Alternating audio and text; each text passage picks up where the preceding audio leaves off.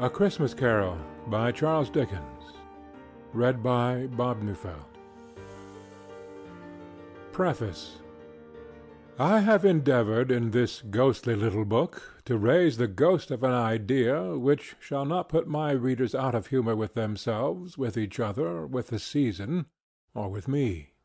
May it haunt their houses pleasantly, and no one wish to lay it.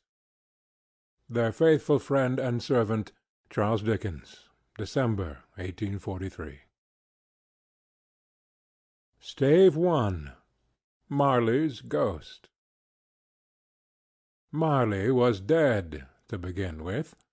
There is no doubt whatever about that. The register of his burial was signed by the clergyman, the clerk, the undertaker, and the chief mourner. Scrooge signed it, and Scrooge's name was good upon change for anything he chose to put his hand to. Old Marley was as dead as a door-nail. Mind, I don't mean to say that I know, of my own knowledge, what there is particularly dead about a door-nail. I might have been inclined myself to regard a coffin-nail as the deadest piece of ironmongery in the trade. But the wisdom of our ancestors is in the simile, and my unhallowed hands shall not disturb it, or the country is done for. You will therefore permit me to repeat emphatically that Marley was as dead as a door-nail. Scrooge knew he was dead? Of course he did. How could it be otherwise? Scrooge and he were partners for I don't know how many years. Scrooge was his sole executor, his sole administrator, his sole assign, his sole residuary legatee, his sole friend and sole mourner. And even Scrooge was not so dreadfully cut up by the sad event but that he was an excellent man of business on the very day of the funeral, and solemnized it with an undoubted bargain. The mention of Marley's funeral brings me back to the point I started from. There is no doubt that Marley was dead. This must be distinctly understood, or nothing wonderful can come of the story I am going to relate. If we were not perfectly convinced that Hamlet's father died before the play began, there would be nothing more remarkable in his taking a stroll at night in an easterly wind upon his own ramparts than there would be in any other middle-aged gentleman rashly turning out after dark in a breezy spot, say St. Paul's churchyard, for instance, literally to astonish his son's weak mind. Scrooge never painted out old Marley's name. There it stood years afterwards above the warehouse door, Scrooge and Marley. The firm was known as Scrooge and Marley. Sometimes people new to the business called Scrooge Scrooge, and sometimes Marley, but he answered to both names. It was all the same to him. Oh, but he was a tight-fisted hand at the grindstone, Scrooge. A squeezing, wrenching, grasping, scraping, clutching, covetous old sinner, hard and sharp as flint, from which no steel had ever struck out generous fire, secret and self-contained and solitary as an oyster. The cold within him froze his old features, nipped his pointed nose, shrivelled his cheek, stiffened his gait, made his eyes red, his thin lips blue, and spoke out shrewdly in his grating voice. A frosty rime was on his head, and on his eyebrows and his wiry chin. He carried his own low temperature always about with him. He iced his office in the dog-days, and didn't thaw it 1 degree at Christmas. External heat and cold had little influence on Scrooge. No warmth could warm, no wintry weather chill him. No wind that blew was bitterer than he, no falling snow was more intent upon its purpose, no pelting rain less open to entreaty. Foul weather didn't know where to have him. The heaviest rain and snow and hail and sleet could boast of the advantage over him in only one respect. They often came down handsomely, and Scrooge never did. Nobody ever stopped him in the street to say, with gladsome looks, "My dear Scrooge, how are you? When will you come to see me?" Though beggars implored him to bestow a trifle, no children asked him what it was o'clock. No man or woman ever once in all his life inquired the way to such and such a place of Scrooge. Even the blind men's dogs appeared to know him, and when they saw him coming on, would tug their owners into doorways and up courts, and then would wag their tails as though they said, "No eye at all is better than an evil one, dark master." But what did Scrooge care? It was the very thing he liked. To edge his way along the crowded paths of life, warning all human sympathy to keep its distance, was what the knowing ones call nuts to Scrooge. Once upon a time, of all the good days in the year, on Christmas Eve, old Scrooge sat busy in his counting-house. It was cold, bleak, biting weather, foggy withal, and he could hear the people in the court outside go wheezing up and down, beating their hands upon their breasts, and stamping their feet upon the pavement stones to warm them. The city clocks had only just gone 3, but it was quite dark already. It had not been light all day, and candles were flaring in the windows of the neighboring offices like ruddy smears upon the palpable brown air. The fog came pouring in at every chink and keyhole, and was so dense without that although the court was of the narrowest, the houses opposite were mere phantoms.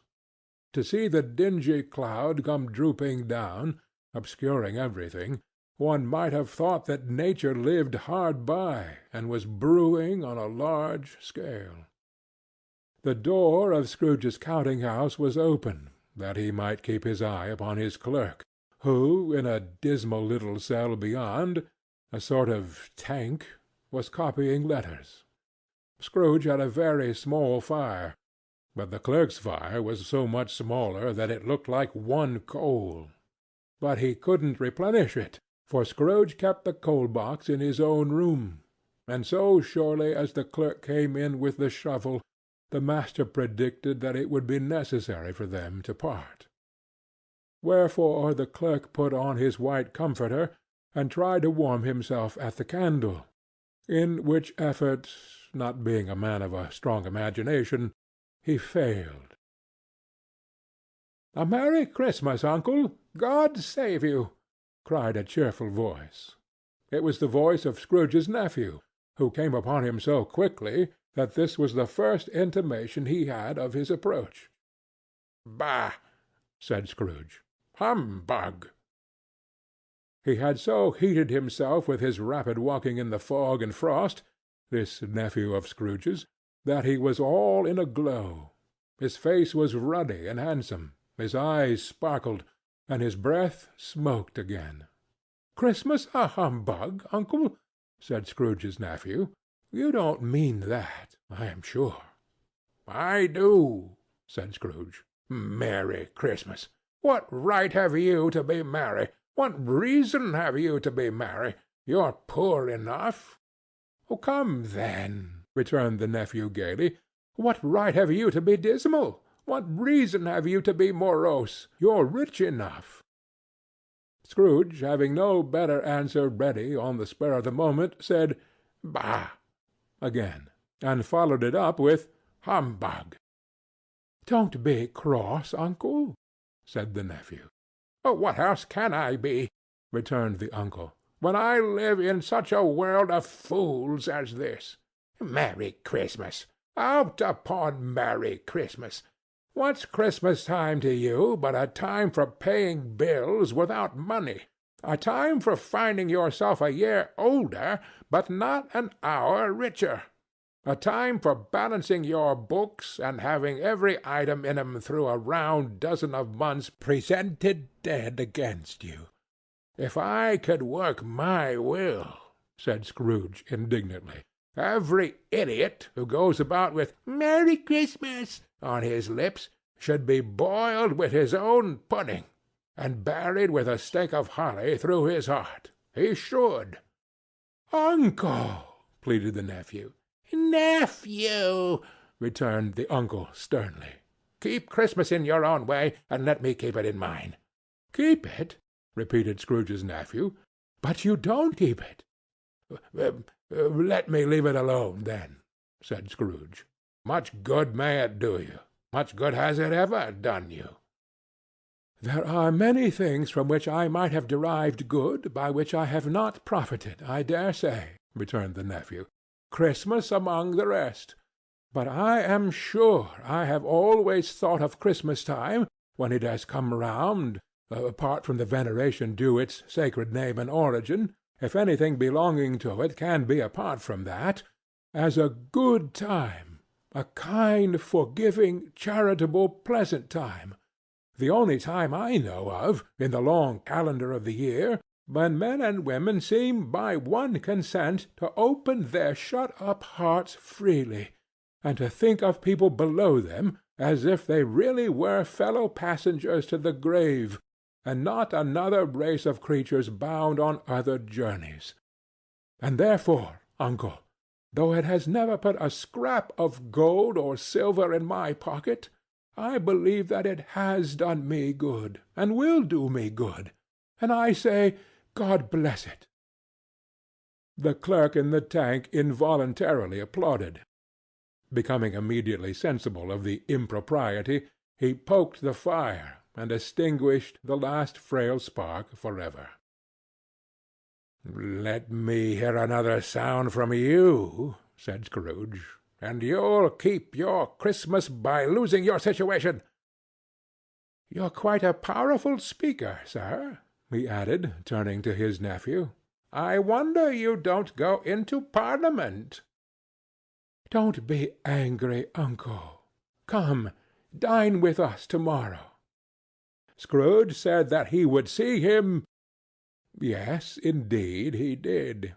He went the whole length of the expression, and said that he would see him in that extremity first. "But why?" cried Scrooge's nephew. "Why?" "Why did you get married?" said Scrooge. "Because I fell in love." "Because you fell in love," growled Scrooge, as if that were the only one thing in the world more ridiculous than a Merry Christmas. "Good afternoon." "Nay, uncle, but you never came to see me before that happened. Why give it as a reason for not coming now?" "Good afternoon," said Scrooge. "I want nothing from you. I ask nothing of you. Why cannot we be friends?" "Good afternoon," said Scrooge. "I am sorry, with all my heart, to find you so resolute.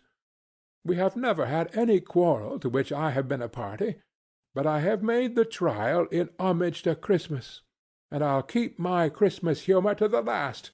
So, a Merry Christmas, uncle." "Good afternoon," said Scrooge, "and a Happy New Year."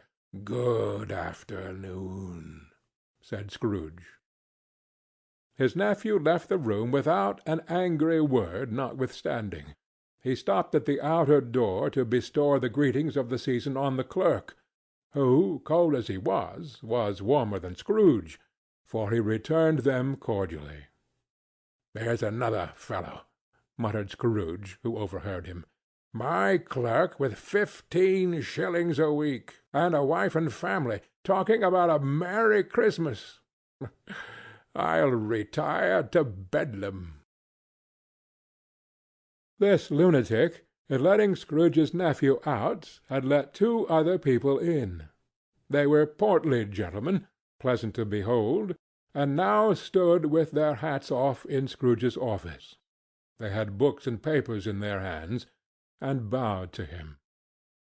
"Scrooge and Marley's, I believe," said one of the gentlemen, referring to his list. "Have I the pleasure of addressing Mr. Scrooge or Mr. Marley?" "Mr. Marley has been dead these 7 years," Scrooge replied. "He died 7 years ago, this very night." "We have no doubt his liberality is well represented by his surviving partner," said the gentleman, presenting his credentials. It certainly was, for they had been two kindred spirits. At the ominous word liberality, Scrooge frowned, and shook his head, and handed the credentials back. "At this festive season of the year, Mr. Scrooge," said the gentleman, taking up a pen, "it is more than usually desirable that we should make some slight provision for the poor and destitute, who suffer greatly at the present time. Many thousands are in want of common necessaries. Hundreds of thousands are in want of common comforts, sir." "Are there no prisons?" asked Scrooge. "Oh, plenty of prisons," said the gentleman, laying down the pen again. "And the Union workhouses," demanded Scrooge, "are they still in operation?" "They are still," returned the gentleman. "I wish I could say they were not." "The treadmill and the poor law are in full vigor, then?" said Scrooge. "Both very busy, sir." "Ah! I was afraid, from what you said at first, that something had occurred to stop them in their useful course," said Scrooge. "I'm very glad to hear it." "Under the impression that they scarcely furnish Christian cheer of mind or body to the multitude," returned the gentleman, "a few of us are endeavoring to raise a fund to buy the poor some meat and drink, and means of warmth. We choose this time because it is a time, of all others, when want is keenly felt, and abundance rejoices. What shall we put you down for?" "Nothing," Scrooge replied. "Ah, you wish to remain anonymous?" "I wish to be left alone," said Scrooge. "Since you ask me what I wish, gentlemen, that is my answer. I don't make merry myself at Christmas, and I can't afford to make idle people merry. I help to support the establishments I have mentioned. They cost enough, and those who are badly off must go there." "Many can't go there, and many would rather die." "If they would rather die," said Scrooge, "they had better do it, and decrease the surplus population. Besides, excuse me, I don't know that." "But you might know it," observed the gentleman. "It's not my business," Scrooge returned. "It's enough for a man to understand his own business, and not to interfere with other people's. Mine occupies me constantly. Good afternoon, gentlemen." Seeing clearly that it would be useless to pursue their point, the gentlemen withdrew. Scrooge resumed his labours with an improved opinion of himself, and in a more facetious temper than was usual with him. Meanwhile the fog and darkness thickened so that people ran about with flaring links, proffering their services to go before horses in carriages, and conduct them on their way. The ancient tower of a church, whose gruff old bell was always peeping slyly down at Scrooge out of a Gothic window in the wall, became invisible, and struck the hours and quarters in the clouds, with tremulous vibrations afterwards, as if its teeth were chattering in its frozen head up there. The cold became intense. In the main street, at the corner of the court, some labourers were repairing the gas-pipes, and had lighted a great fire in a brazier, round which a party of ragged men and boys were gathered, warming their hands and winking their eyes before the blaze in rapture. The water-plug being left in solitude, its overflowings sullenly congealed, and turned to misanthropic ice. The brightness of the shops, where holly sprigs and berries crackled in the lamp heat of the windows, made pale faces ruddy as they passed. Poulterers' and grocers' trades became a splendid joke, a glorious pageant with which it was next to impossible to believe that such dull principles as bargain and sale had anything to do.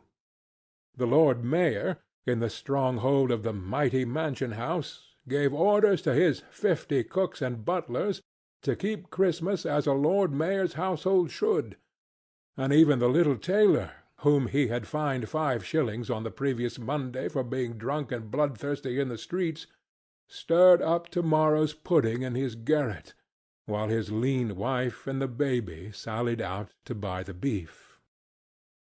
Foggier yet and colder, piercing, searching, biting cold. If the good St. Dunstan had but nipped the evil spirit's nose with a touch of such weather as that, instead of using his familiar weapons, then indeed he would have roared to lusty purpose. The owner of one scant young nose, gnawed and mumbled by the hungry cold as bones are gnawed by dogs, stooped down at Scrooge's keyhole to regale him with a Christmas carol. But at the first sound of "God bless you, merry gentlemen, may nothing you dismay," Scrooge seized the ruler with such energy of action that the singer fled in terror, leaving the keyhole to the fog, an even more congenial frost. At length the hour of shutting up the counting-house arrived.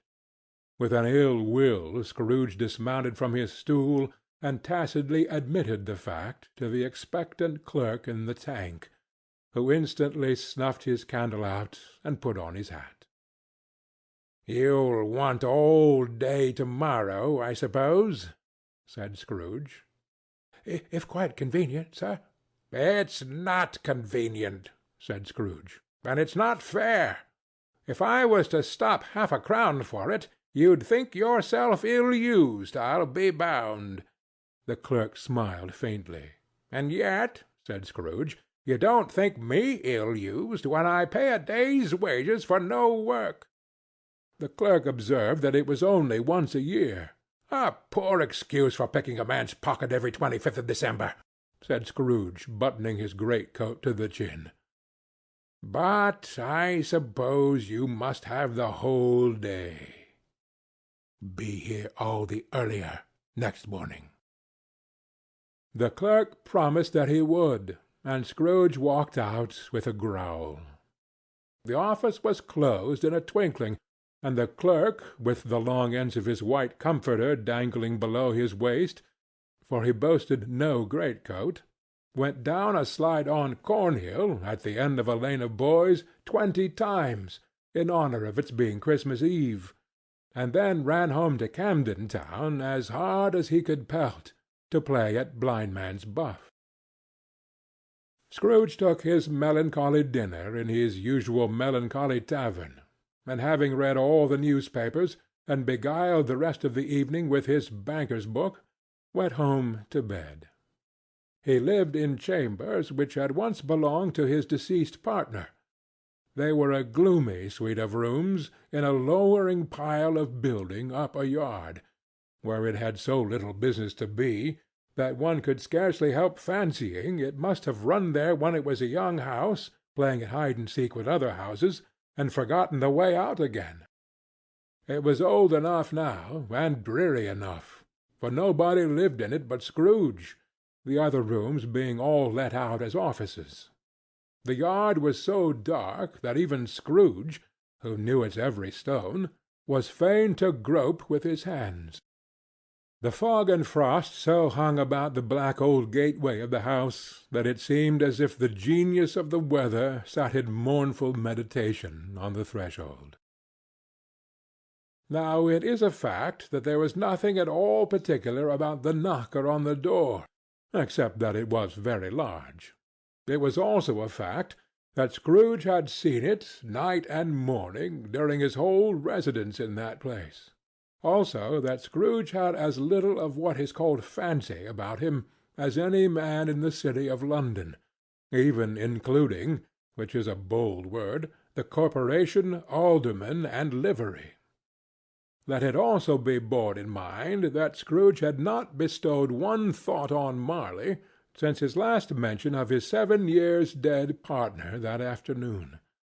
And then let any man explain to me, if he can, how it happened that Scrooge, having his key in the lock of the door, saw in the knocker, without its undergoing any intermediate process of change, not a knocker, but Marley's face. Marley's face, It was not in impenetrable shadow as the other objects in the yard were, but had a dismal light about it, like a bad lobster in a dark cellar. It was not angry or ferocious, but looked at Scrooge as Marley used to look, with ghostly spectacles turned up on his ghostly forehead. The hair was curiously stirred, as if by breath or hot air, and though the eyes were wide open, they were perfectly motionless. That and its livid colour made it horrible, but its horror seemed to be in spite of the face and beyond its control, rather than a part of its own expression. As Scrooge looked fixedly at this phenomenon, it was a knocker again. To say that he was not startled, or that his blood was not conscious of a terrible sensation to which it had been a stranger from infancy, would be untrue.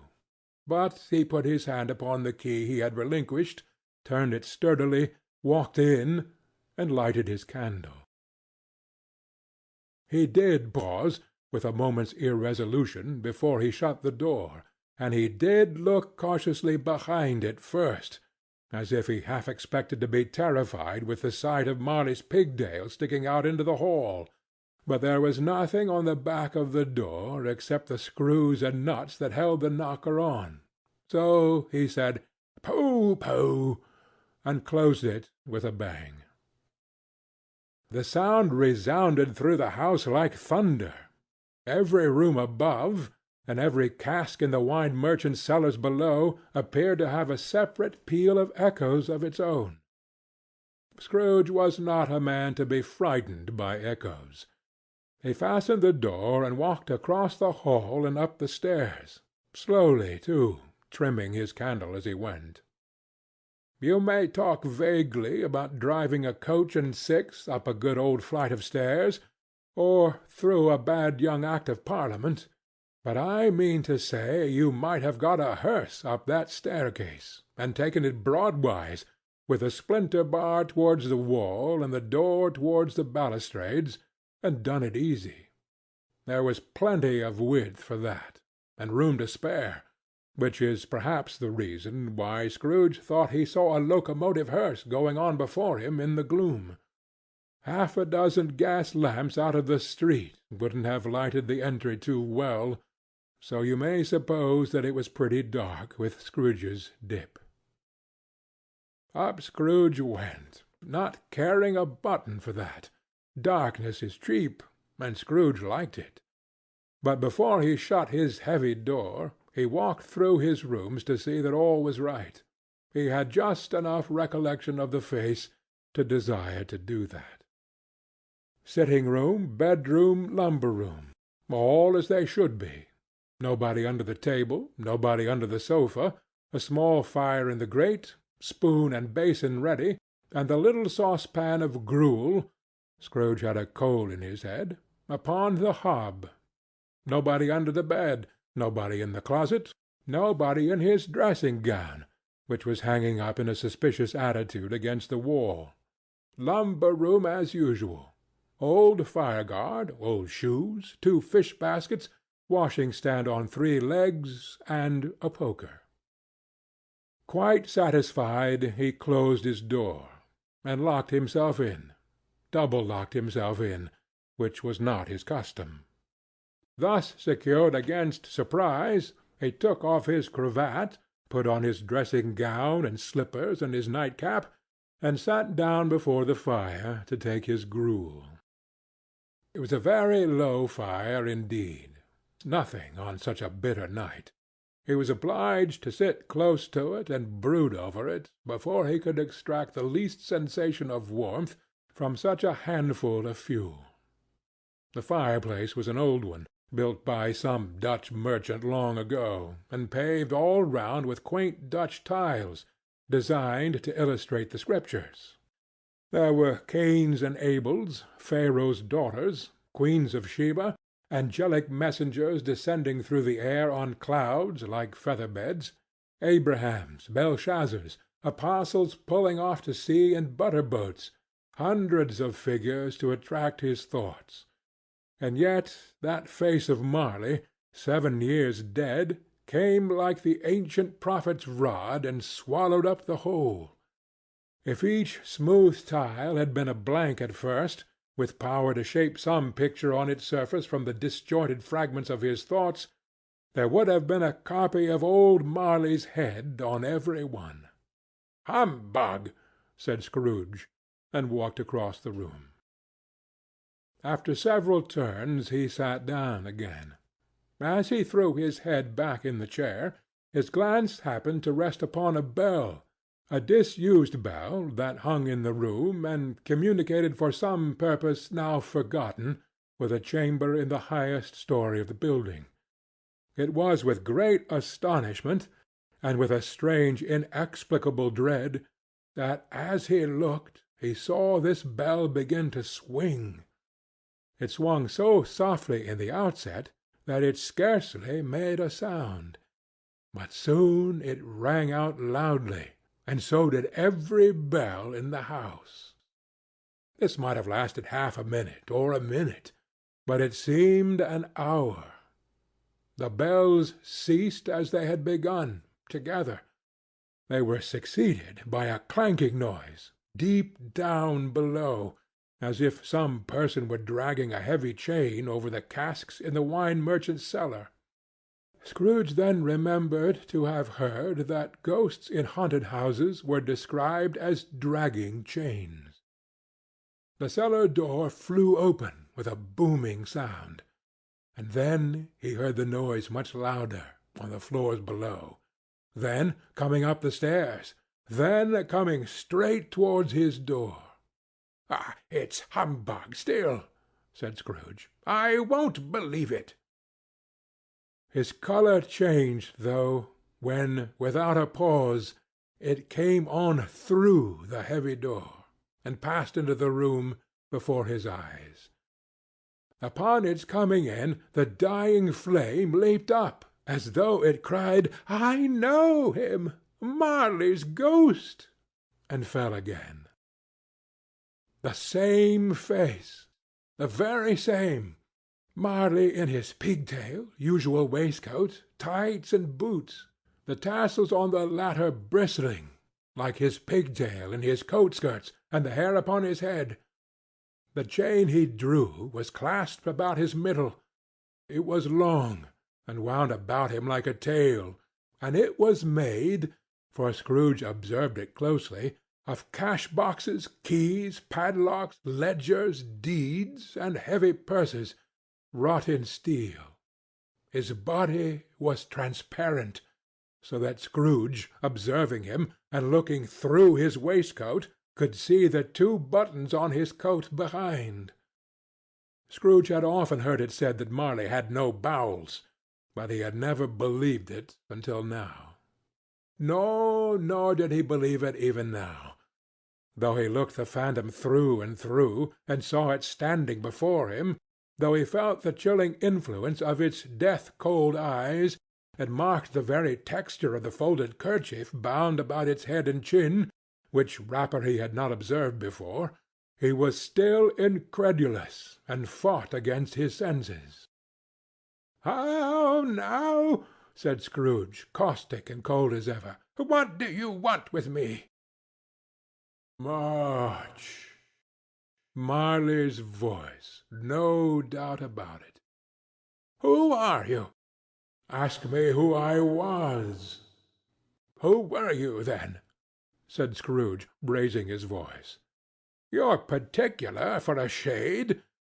He was going to say "to a shade," but substituted this as more appropriate.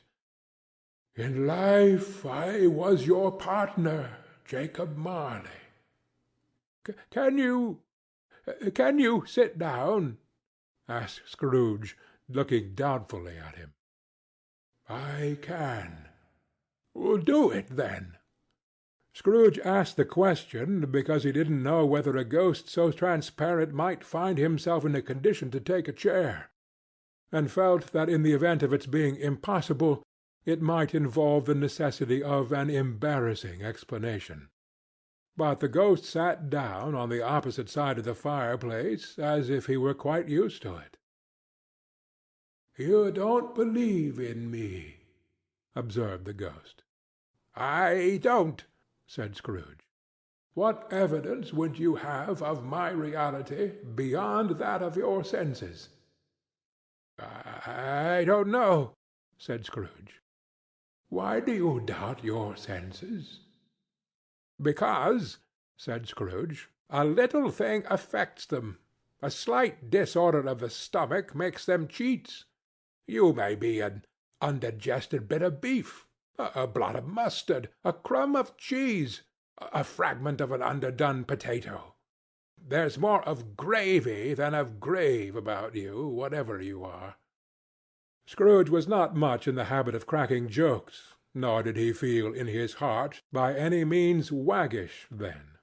The truth is that he tried to be smart, as a means of distracting his own attention and keeping down his terror, for the spectre's voice disturbed the very marrow in his bones.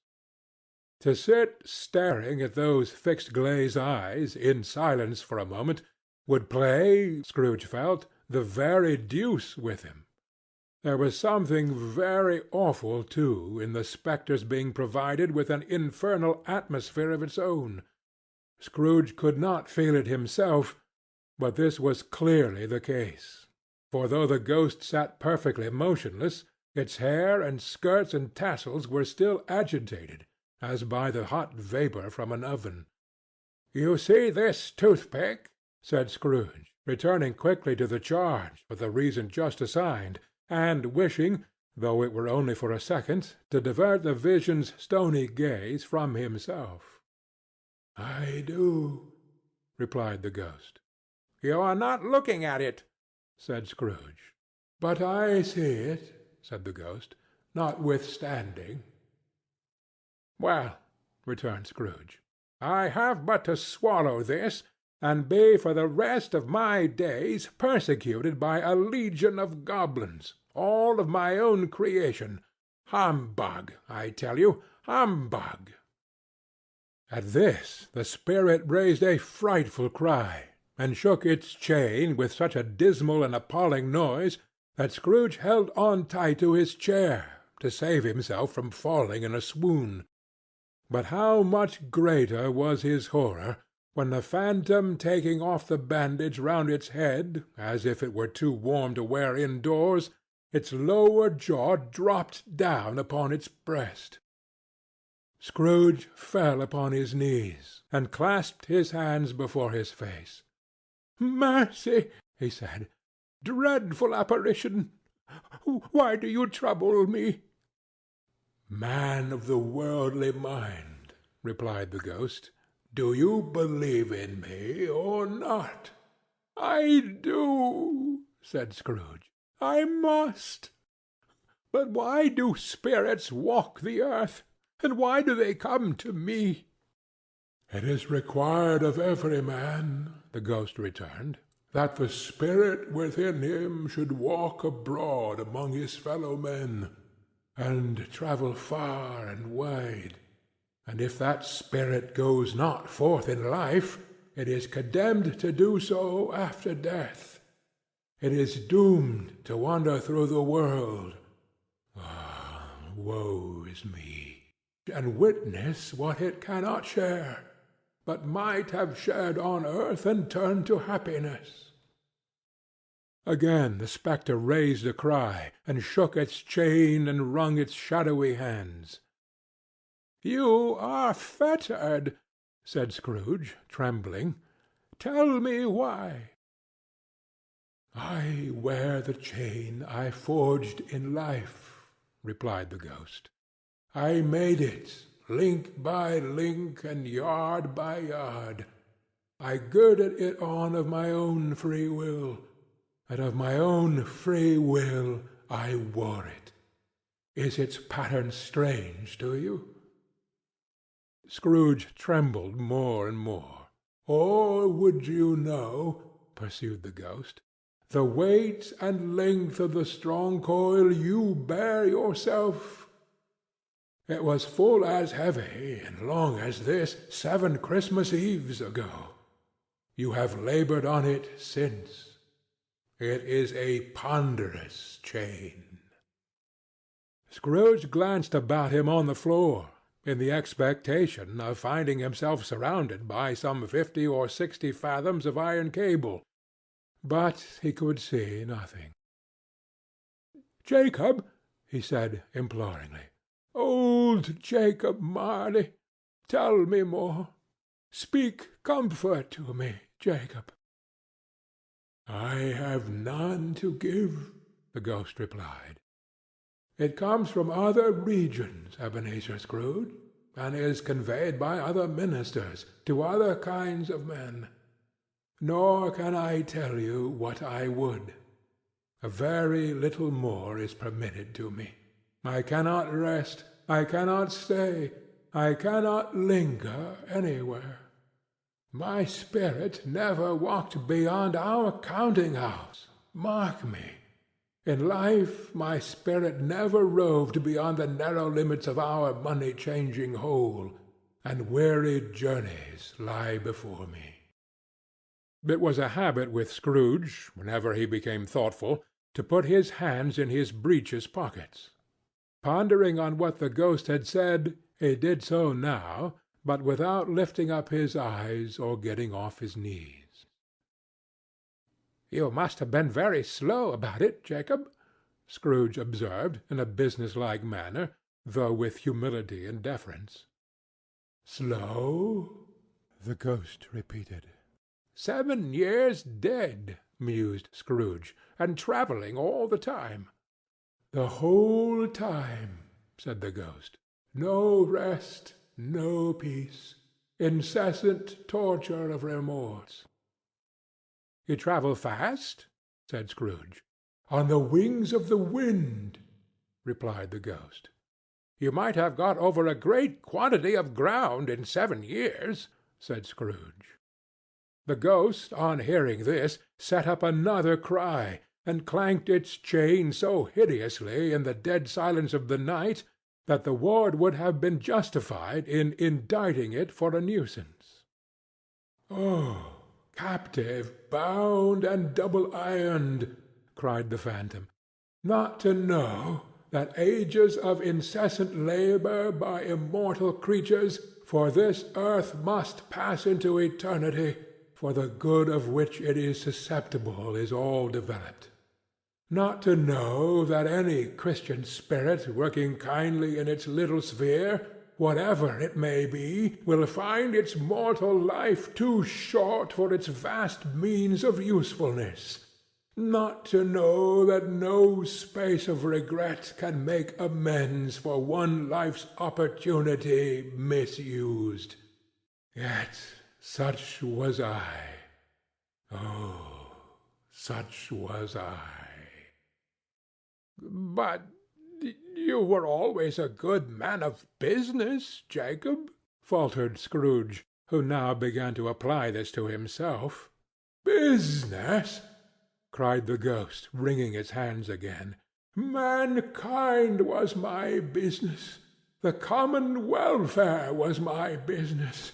Charity, mercy, forbearance, and benevolence were all my business. The dealings of my trade were but a drop of water in the comprehensive ocean of my business." It held up its chain at arm's length, as if that were the cause of all its unavailing grief, and flung it heavily upon the ground again. "At this time of the rolling year," the spectre said, "I suffer most. Why did I walk through the crowds of fellow beings with my eyes turned down, and never raise them to that blessed star which led the wise men to a poor abode? Were there no poor homes to which its light would have conducted me?"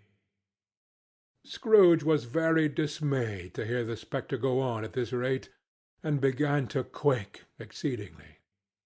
"Hear me!" cried the ghost. "My time is nearly gone."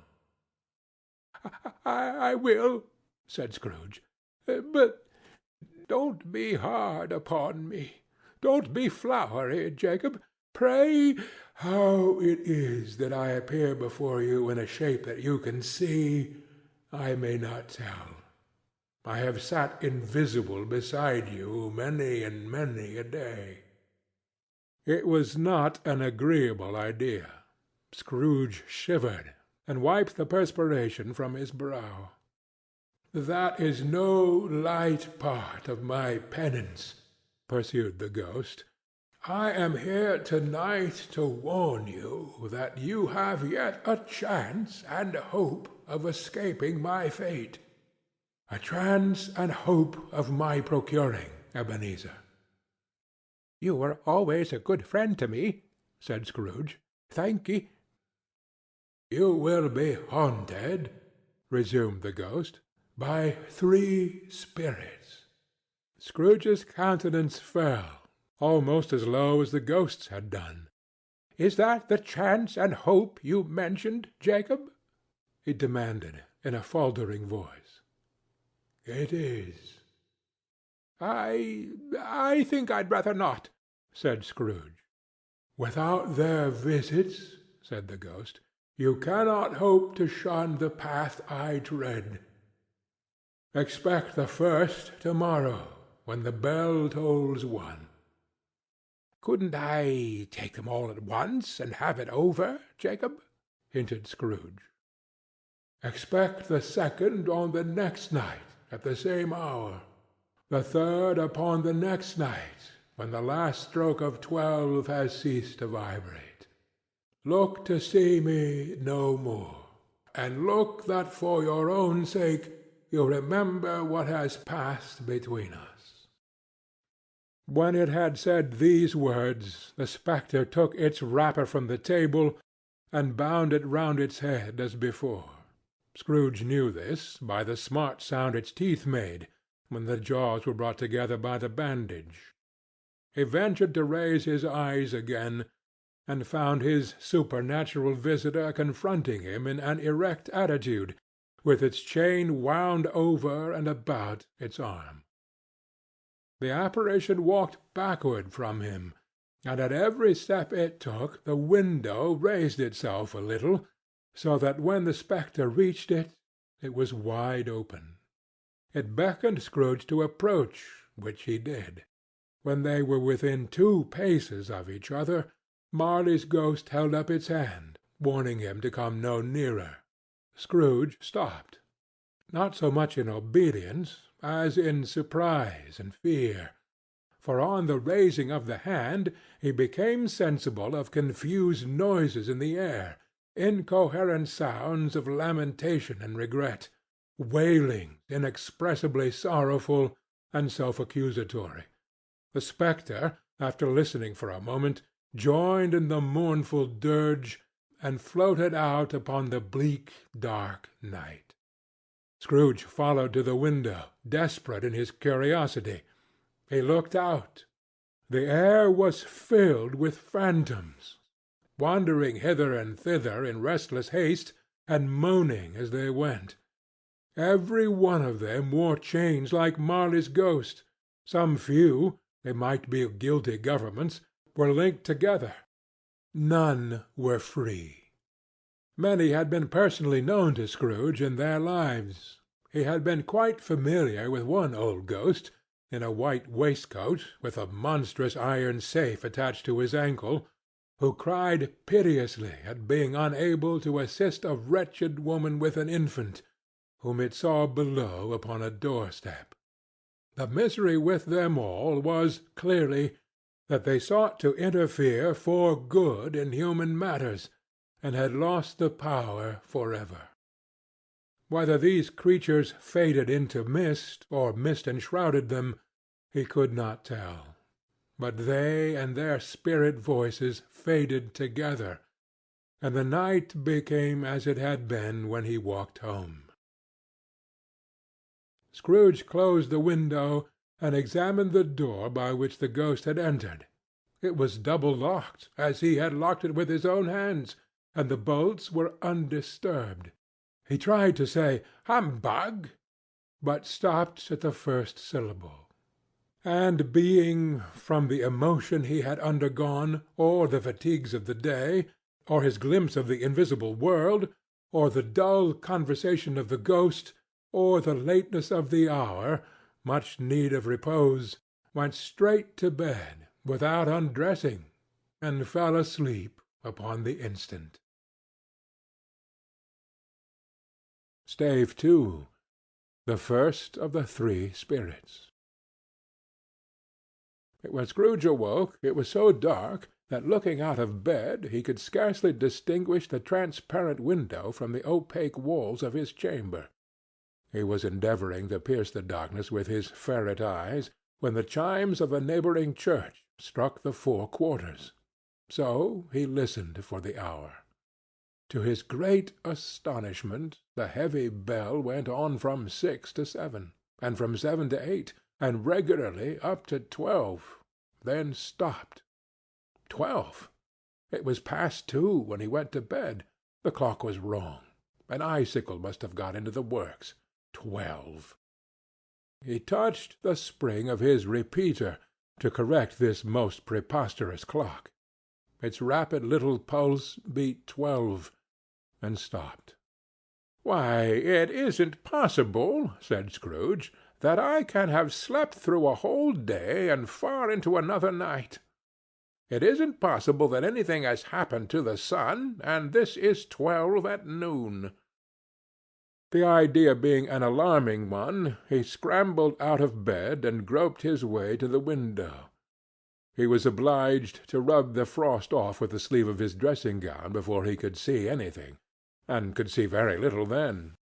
All he could make out was that it was still very foggy and extremely cold, and that there was no noise of people running to and fro and making a great stir, as there unquestionably would have been if night had beaten off bright day and taken possession of the world. This was a great relief, because 3 days after sight of the first of exchange paid to Mr. Ebenezer Scrooge or his order, and so forth, would have become a mere United States security if there were no days to count by. Scrooge went to bed again and thought, and thought, and thought it over and over and over, and could make nothing of it. The more he thought, the more perplexed he was, and the more he endeavoured not to think, the more he thought. Marley's ghost bothered him exceedingly. Every time he resolved within himself, after mature inquiry, that it was all a dream, his mind flew back again, like a strong string released, to its first position, and presented the same problem to be worked all through. Was it a dream or not? Scrooge lay in this state until the chime had gone 3 quarters more, when he remembered, on a sudden, that the ghost had warned him of a visitation when the bell tolled 1. He resolved to lie awake until the hour was past, and, considering that he could no more go to sleep than go to heaven, this was perhaps the wisest resolution in his power. The quarter was so long that he was more than once convinced he must have sunk into a doze unconsciously and missed the clock. At length it broke upon his listening ear. "Ding-dong! 1/4 past," said Scrooge, counting. "Ding-dong! 1/2 past," said Scrooge. "Ding-dong! 1/4 to it," said Scrooge. "Ding-dong! The hour itself," said Scrooge triumphantly, "and nothing else." He spoke before the hour bell sounded, which it now did with a deep, dull, hollow, melancholy 1. Light flashed up in the room upon the instant, and the curtains of his bed were drawn. The curtains of his bed were drawn aside, I tell you, by a hand. Not the curtains at his feet, nor the curtains at his back, but those to which his face was addressed. The curtains of his bed were drawn aside, and Scrooge, starting up into a half-recumbent attitude, found himself face to face with the unearthly visitor who drew them.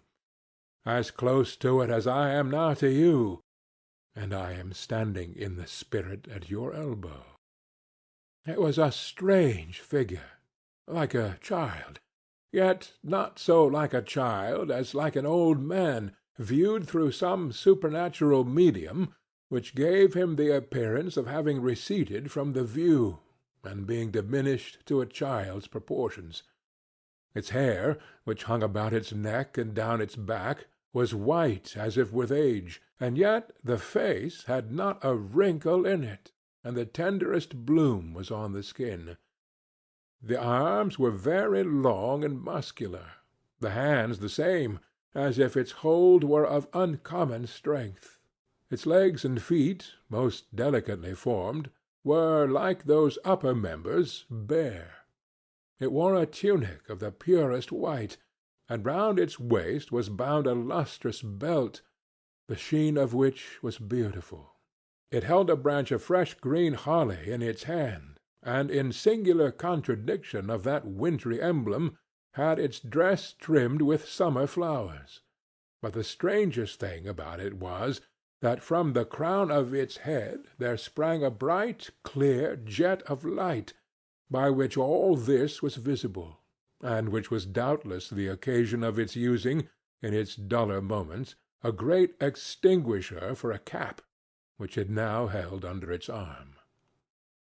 Even this, though, when Scrooge looked at it with increasing steadiness, was not its strangest quality, for as its belt sparkled and glittered now in one part and now in another, and what was light one instant another time was dark, so the figure itself fluctuated in its distinctness, being now a thing with one arm, and now with one leg, now with 20 legs, now a pair of legs without a head, now a head without a body, of which dissolving parts no outline would be visible in the dense gloom wherein they melted away. And in the very wonder of this, it would be itself again, distinct and clear as ever. "Are you the spirit, sir, whose coming was foretold to me?" asked Scrooge. "I am." The voice was soft and gentle, singularly low, as if instead of being so close beside him, it were at a distance. "Who and what are you?" Scrooge demanded. "I am the ghost of Christmas past." "Long past?" inquired Scrooge, observant of its dwarfish stature. "No, your past." Perhaps Scrooge could not have told anybody why, if anybody could have asked him, but he had a special desire to see the spirit in his cap, and begged him to be covered. "What!" exclaimed the ghost. "Would you so soon put out with worldly hands the light I give? Is it not enough that you are one of those whose passions made this cap, and force me through whole trains of years to wear it low upon my brow?" Scrooge reverently disclaimed all intention to offend, or any knowledge of having wilfully bonneted the spirit at any period of his life. He then made bold to inquire what business brought him there. "Your welfare," said the ghost. Scrooge expressed himself much obliged, but could not help thinking that a night of unbroken rest would have been more conducive to that end. The spirit must have heard him thinking, for it said immediately, "Your reclamation, then. Take heed." It put out its strong hand as it spoke, and clasped him gently by the arm. "Rise, and walk with me."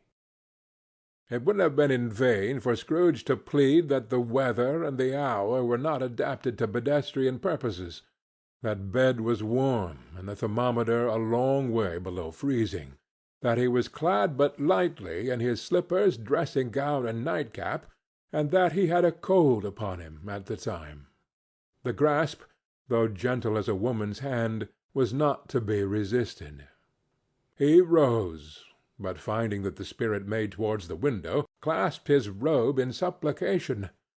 "I am a mortal," Scrooge remonstrated, "and liable to fall." "Bear but a touch of my hand, there," said the spirit, laying it upon his heart, "and you shall be upheld in more than this." As the words were spoken, they passed through the wall, and stood upon an open country road, with fields on either hand. The city had entirely vanished. Not a vestige of it was to be seen. The darkness and the mist had vanished with it, for it was a clear, cold winter day, with snow upon the ground. "Good heaven!" said Scrooge, clasping his hands together as he looked about him. "I was bred in this place. I was a boy here." The spirit gazed upon him mildly. Its gentle touch, though it had been light and instantaneous, appeared still present to the old man's sense of feeling. He was conscious of 1,000 odors floating in the air, each one connected with 1,000 thoughts and hopes and joys and cares long, long forgotten. "Your lip is trembling," said the ghost. "And what is that upon your cheek?"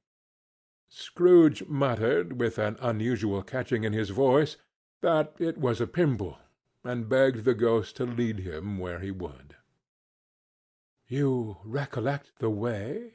inquired the spirit. "Remember it!" cried Scrooge with fervor. "I could walk it blindfold." "Strange to have forgotten it for so many years," observed the ghost. "Let us go on." They walked along the road, Scrooge recognizing every gate and post and tree, until a little market town appeared in the distance, with its bridge, its church, and winding river. Some shaggy ponies now were seen trotting towards them with boys upon their backs, who called to other boys in country gigs and carts, driven by farmers. All these boys were in great spirits, and shouted to each other, until the broad fields were so full of merry music that the crisp air laughed to hear it. "These are but shadows of the things that have been," said the ghost. "They have no consciousness of us." The jocund travellers came on, and as they came, Scrooge knew and named them, every one. Why was he rejoiced beyond all bounds to see them? Why did his cold eye glisten, and his heart leap up as they went past? Why was he filled with gladness when he heard them give each other Merry Christmas, as they parted at crossroads and byways for their several homes? What was Merry Christmas to Scrooge? Out upon Merry Christmas! What good had it ever done to him? "The school is not quite deserted," said the ghost. "A solitary child, neglected by his friends, is left there still." Scrooge said he knew it, and he sobbed. They left the high road by a well-remembered lane, and soon approached a mansion of dull red brick, with a little weathercock-surmounted cupola on the roof, and a bell hanging in it. It was a large house, but one of broken fortunes, for the spacious offices were little used, their walls were damp and mossy, their windows broken, and their gates decayed. Fowls clucked and strutted in the stables, and the coach-houses and sheds were overrun with grass. Nor was it more retentive of its ancient state within, for entering the dreary hall and glancing through the open doors of many rooms, they found them poorly furnished, cold, and vast. There was an earthly savour in the air, a chilly bareness in the place, which associated itself somehow with too much getting up by candlelight, and not too much to eat. They went, the ghost and Scrooge, across the hall to a door at the back of the house. It opened before them, and disclosed a long, bare, melancholy room, made barer still by lines of plain deal forms and desks. At one of these a lonely boy was reading near a feeble fire, and Scrooge sat down upon a form and wept to see his poor forgotten self as he used to be. Not a latent echo in the house, not a squeak and scuffle from the mice behind the panelling, not a drip from the half-thawed waterspout in the dull yard behind, not a sigh among the leafless boughs of one despondent poplar, not of the idle swinging of an empty storehouse door, no, not a clicking in the fire, but fell upon the heart of Scrooge with a softening influence, gave it a freer passage to his tears. The spirit touched him on his arm, and pointed to his younger self, intent upon his reading. Suddenly a man in foreign garments, wonderfully real and distinct to look at, stood outside the window, with an axe stuck in his belt, and leading by the bridle an ass laden with wood. "Why, it's Ali Baba!" Scrooge exclaimed in ecstasy. "It's dear old honest Ali Baba! Yes, yes, I know. Oh, one Christmas time, when yonder solitary child was left here all alone, he did come for the first time, just like that poor boy. And Valentine," said Scrooge, "and his wild brother Orson, there they go, and what's his name, who was put down in his drawers asleep at the gate of Damascus. Don't you see him? And the Sultan's groom turned upside down by the genie. Oh, there he is upon his head. Serve him right. I'm glad of it. What business had he to be married to the princess?" To hear Scrooge expending all the earnestness of his nature on such objects, in a most extraordinary voice between laughing and crying, and to see his heightened and excited face, would have been a surprise to his business friends in the city, indeed. "Oh, there's the parrot!" cried Scrooge. "Green body and yellow tail, with a thing like a lettuce growing out of the top of his head. Oh, there he is. Poor Robin Crusoe, he called him, when he came home again after sailing round the island. Poor Robin Crusoe! Where have you been, Robin Crusoe?" The man thought he was dreaming, but he wasn't. It was the parrot, you know. Oh, there goes Friday, running for his life to the little creek. Hallo! Oop! Hallo! Then, with a rapidity of transition very foreign to his usual character, he said, in pity for his former self, "Poor boy!" and cried again. "I wish," Scrooge muttered, putting his hand in his pocket and looking about him after drying his eyes with his cuff. "But it's too late now." "What is the matter?" asked the spirit. "Nothing," said Scrooge. "Nothing. There was a boy singing a Christmas carol at my door last night. I should like to have given him something. That's all." The ghost smiled thoughtfully, and waved his hand, saying it as he did so, "Let us see another Christmas." Scrooge's former self grew larger at the words, and the room became a little darker and more dirty. The panels shrunk, the windows cracked, fragments of plaster fell out of the ceiling, and the naked laths were shown instead. But how all this was brought about, Scrooge knew no more than you do. He only knew that it was quite correct, that everything had happened so, that there he was, alone again, when all the other boys had gone home for the jolly holidays. He was not reading now, but walking up and down despairingly. Scrooge looked at the ghost, and with a mournful shaking of his head, glanced anxiously towards the door. It opened, and a little girl, much younger than the boy, came darting in, and putting her arms about his neck, and often kissing him, addressed him as her "Dear, dear brother." "I have come to bring you home, dear brother," said the child, clapping her tiny hands and bending down to laugh. "To bring you home, home, home." "Home, little Fan?" returned the boy. "Yes," said the child, brimful of glee. "Home for good and all, home for ever and ever. Father is so much kinder than he used to be that home's like heaven. He spoke so gently to me one dear night when I was going to bed that I was not afraid to ask him once more if you might come home. And he said yes, you should, and sent me in a coach to bring you. And you're to be a man," said the child, opening her eyes, "and are never to come back here. But first we're to be together all the Christmas long, and have the merriest time in all the world." "You're quite a woman, little Fan," exclaimed the boy. She clapped her hands, and laughed, and tried to touch his head, but being too little, laughed again, and stood on tiptoe to embrace him. Then she began to drag him, in her childish eagerness, towards the door, and he, nothing loth to go, accompanied her. A terrible voice in the hall cried, "Bring down Master Scrooge's box. There!"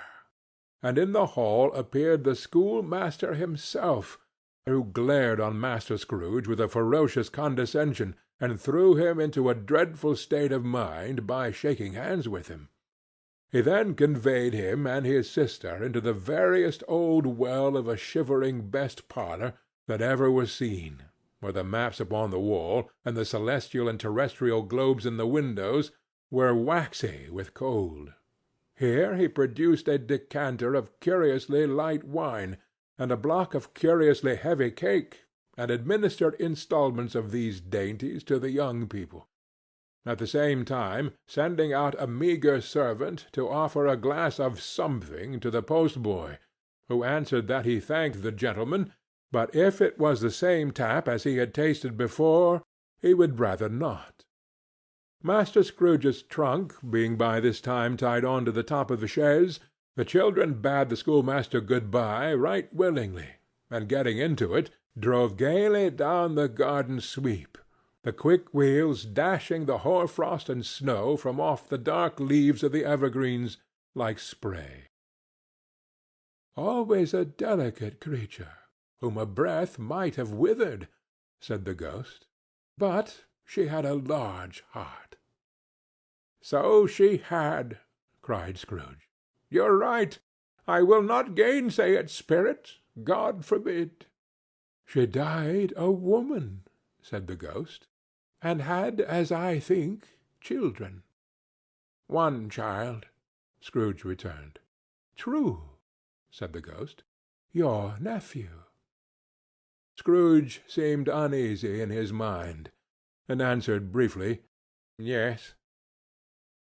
Although they had but that moment left the school behind them, they were now in the busy thoroughfares of a city, where shadowy passengers passed and repassed, where shadowy carts and coaches battled for their way, and all the strife and tumult of a real city were.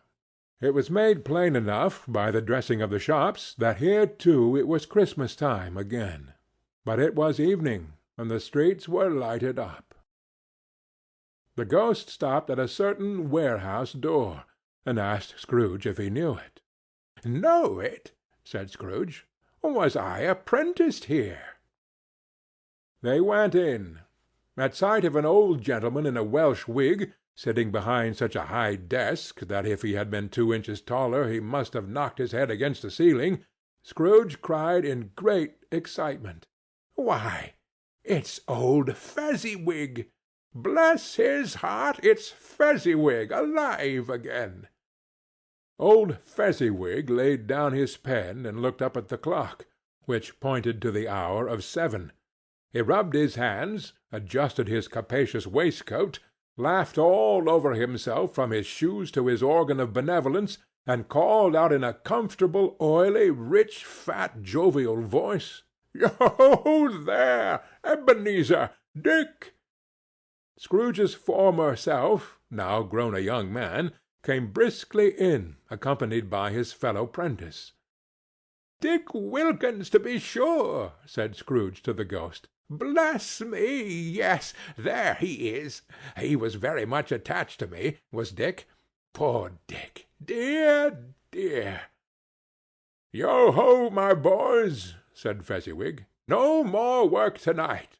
Christmas Eve, Dick. Christmas, Ebenezer. Let's have the shutters up," cried old Fezziwig, with a sharp clap of his hands, "before a man can say Jack Robinson." You wouldn't believe how these two fellows went at it. They charged into the street with the shutters, 1, 2, 3, had 'em up in their places, 4, 5, 6, barred 'em and pinned 'em, 7, 8, 9, and came back before you could have got to 12, panting like racehorses. "Hi-le-ho!" cried old Fezziwig, skipping down from the high desk with wonderful agility. "Clear away, my lads, and let's have a lots of room here. Hi-le-ho, Dick! Cheer up, Ebenezer!" Clear away! There was nothing they wouldn't have cleared away, or couldn't have cleared away, with old Fezziwig looking on. It was done in a minute. Every movable was packed off, as if it were dismissed from public life for evermore. The floor was swept and watered, the lamps were trimmed, fuel was heaped upon the fire, and the warehouse was as snug and warm and dry and bright a ball-room as you would desire to see upon a winter's night. In came a fiddler with a music-book, and went up to the lofty desk, and made an orchestra of it, and tuned like 50 stomach-aches. In came Mrs. Fezziwig, one vast substantial smile. In came the 3 Miss Fezziwigs, beaming and lovable. In came the 6 young followers whose hearts they broke. In came all the young men and women employed in the business. In came the housemaid, with her cousin the baker. In came the cook, with her brother's particular friend the milkman. In came the boy from over the way, who was suspected of not having board enough from his master, trying to hide himself behind the girl from the next door but one, who was proved to have had her ears pulled by her mistress. In they all came, one after another, some shyly, some boldly, some gracefully, some awkwardly, some pushing, some pulling. In they all came, anyhow and everyhow. Away they all went, 20 couple at once, hands half round and back again the other way, down the middle and up again, round and round in various stages of affectionate grouping, old top couple always turning up in the wrong place, new top couple starting off again as soon as they got there, all top couples at last, and not a bottom one to help them. When this result was brought about, old Fezziwig, clapping his hands to stop the dance, cried out, "Well done!" and the fiddler plunged his hot face into a pot of porter, especially provided for that purpose. But scorning rest, upon his reappearance he instantly began again, though there were no dancers yet, as if the other fiddler had been carried home, exhausted, on a shutter, and he were a brand-new man resolved to beat him out of sight or perish. There were more dances, and there were forfeits, and more dances, and there was cake, and there was negus, and there was a great piece of cold roast, and there was a great piece of cold boiled, and there were minced pies, and plenty of beer. But the great effect of the evening came after the roast and boiled, when the fiddler, an artful dog mind, the sort of man who knew his business better than you or I could have told it him, struck up Sir Roger de Coverley. Then old Fezziwig stood out to dance with Mrs. Fezziwig, top couple too, with a good stiff piece of work cut out for them, 3 or 4 or 20 pair of partners, people who would dance, and had no notion of walking. But if they had been twice as many, 4 times, old Fezziwig would have been a match for them, and so would Mrs. Fezziwig. As to her, she was worthy to be his partner in every sense of the term. If that's not high praise, tell me higher, and I'll use it. A positive light appeared to issue from Fezziwig's calves. They shone in every part of the dance like moons. You couldn't have predicted, at any given time, what would have become of them next. And when old Fezziwig and Mrs. Fezziwig had gone all through the dance, advance and retire, both hands to your partner, bow and curtsy, corkscrew, thread the needle, and back again to your place, Fezziwig cut so deftly that he appeared to wink with his legs, and came upon his feet again without a stagger. When the clock struck 11, the domestic ball broke up. Mr. and Mrs. Fezziwig took their stations, one on either side of the door, and shaking hands with every person individually as he or she went out, wished him or her a Merry Christmas. When everybody had retired but the two prentices, they did the same to them, and thus the cheerful voices died away, and the lads were left to their beds, which were under a counter in the back shop. During the whole of this time Scrooge had acted like a man out of his wits. His heart and soul were in the scene, and with his former self. He corroborated everything, remembered everything, enjoyed everything, and underwent the strangest agitation. It was not until now, when the bright faces of his former self and Dick were turned from them, that he remembered the ghost, and became conscious that it was looking full upon him, while the light upon its head burnt very clear.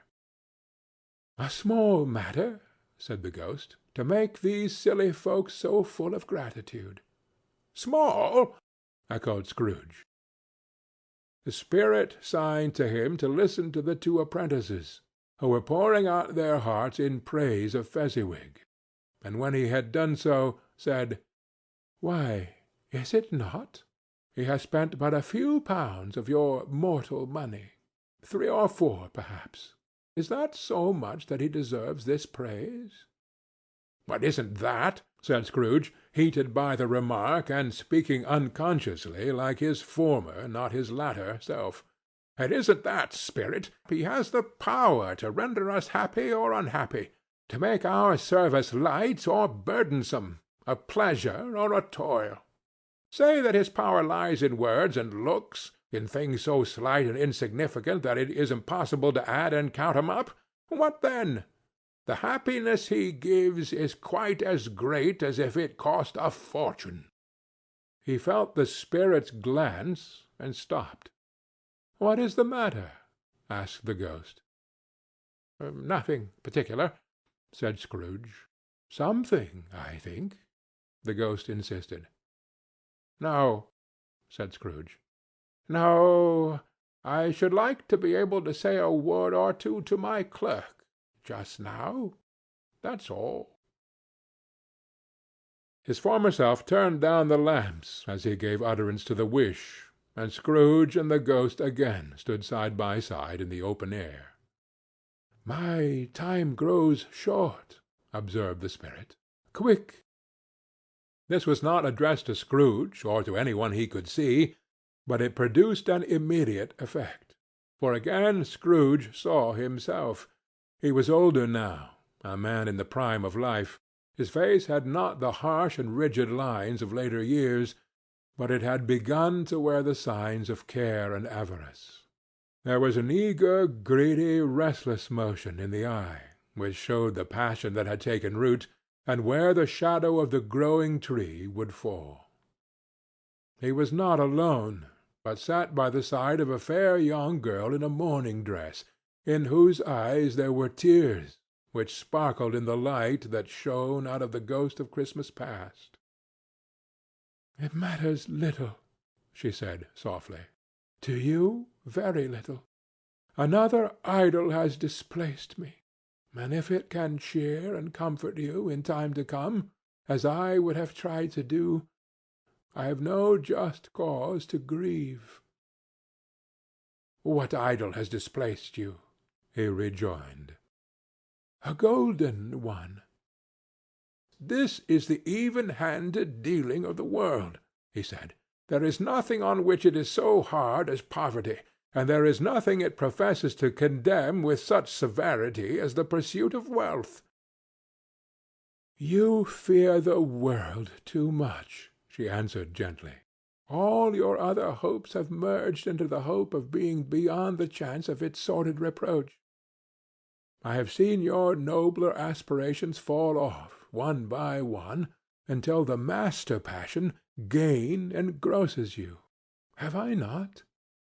What then? He retorted. Even if I have grown so much wiser, what then? I am not changed towards you. She shook her head. Am I? Our contract is an old one. It was made when we were both poor and content to be so, until, in good season, we could improve our worldly fortune by our patient industry. You are changed. When it was made, you were another man. I was a boy, he said impatiently. Your own feeling tells you that you were not what you are, she returned. I am. That which promised happiness when we were one in heart is fraught with misery now that we are two. How often and how keenly I have thought of this, I will not say. It is enough that I have thought of it, and can release you. Have I ever sought release? In words? No, never. Or in what, then?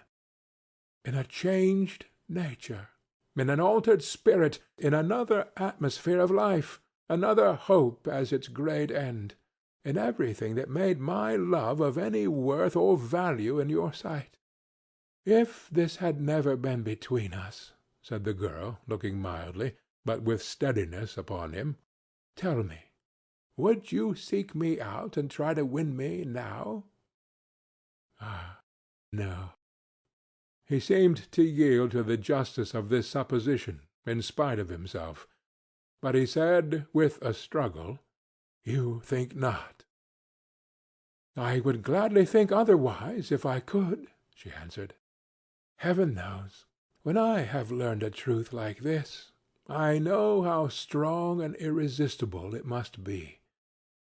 But if you were free today, tomorrow, yesterday, can even I believe that you would choose a dowerless girl, you who, in your very confidence with her, weighing everything by gain, or choosing her, if for a moment you were false enough to your own guiding principle to do so, do I not know that your repentance and regret would surely follow? I do.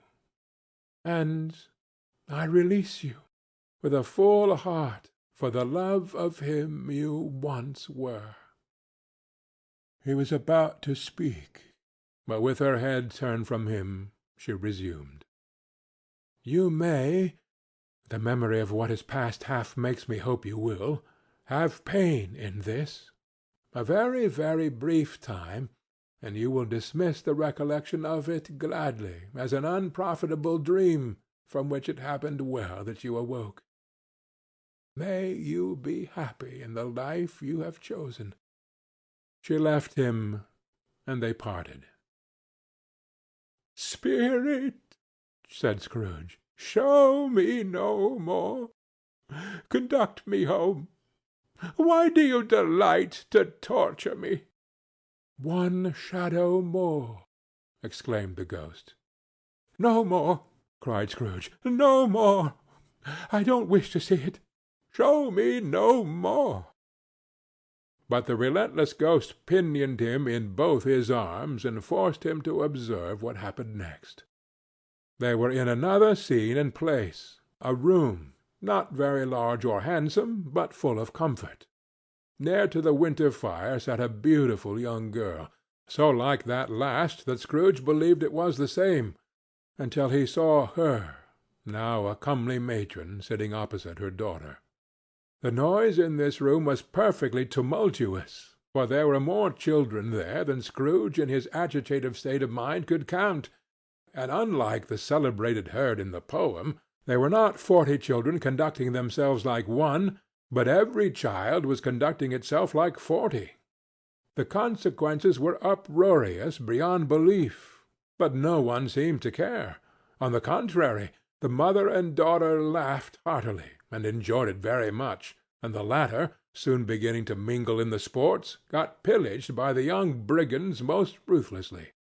What would I not have given to be one of them? Though I never could have been so rude. No, no.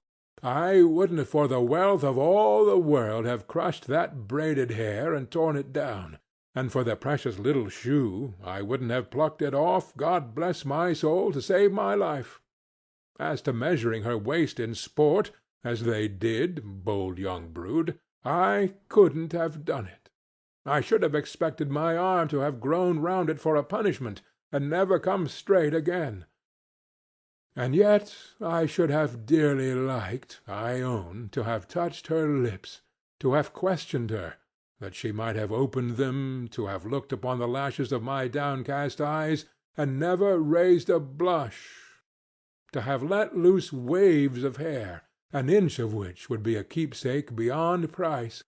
In short, I should have liked, I do confess, to have had the lightest license of a child, and yet to have been man enough to know its value.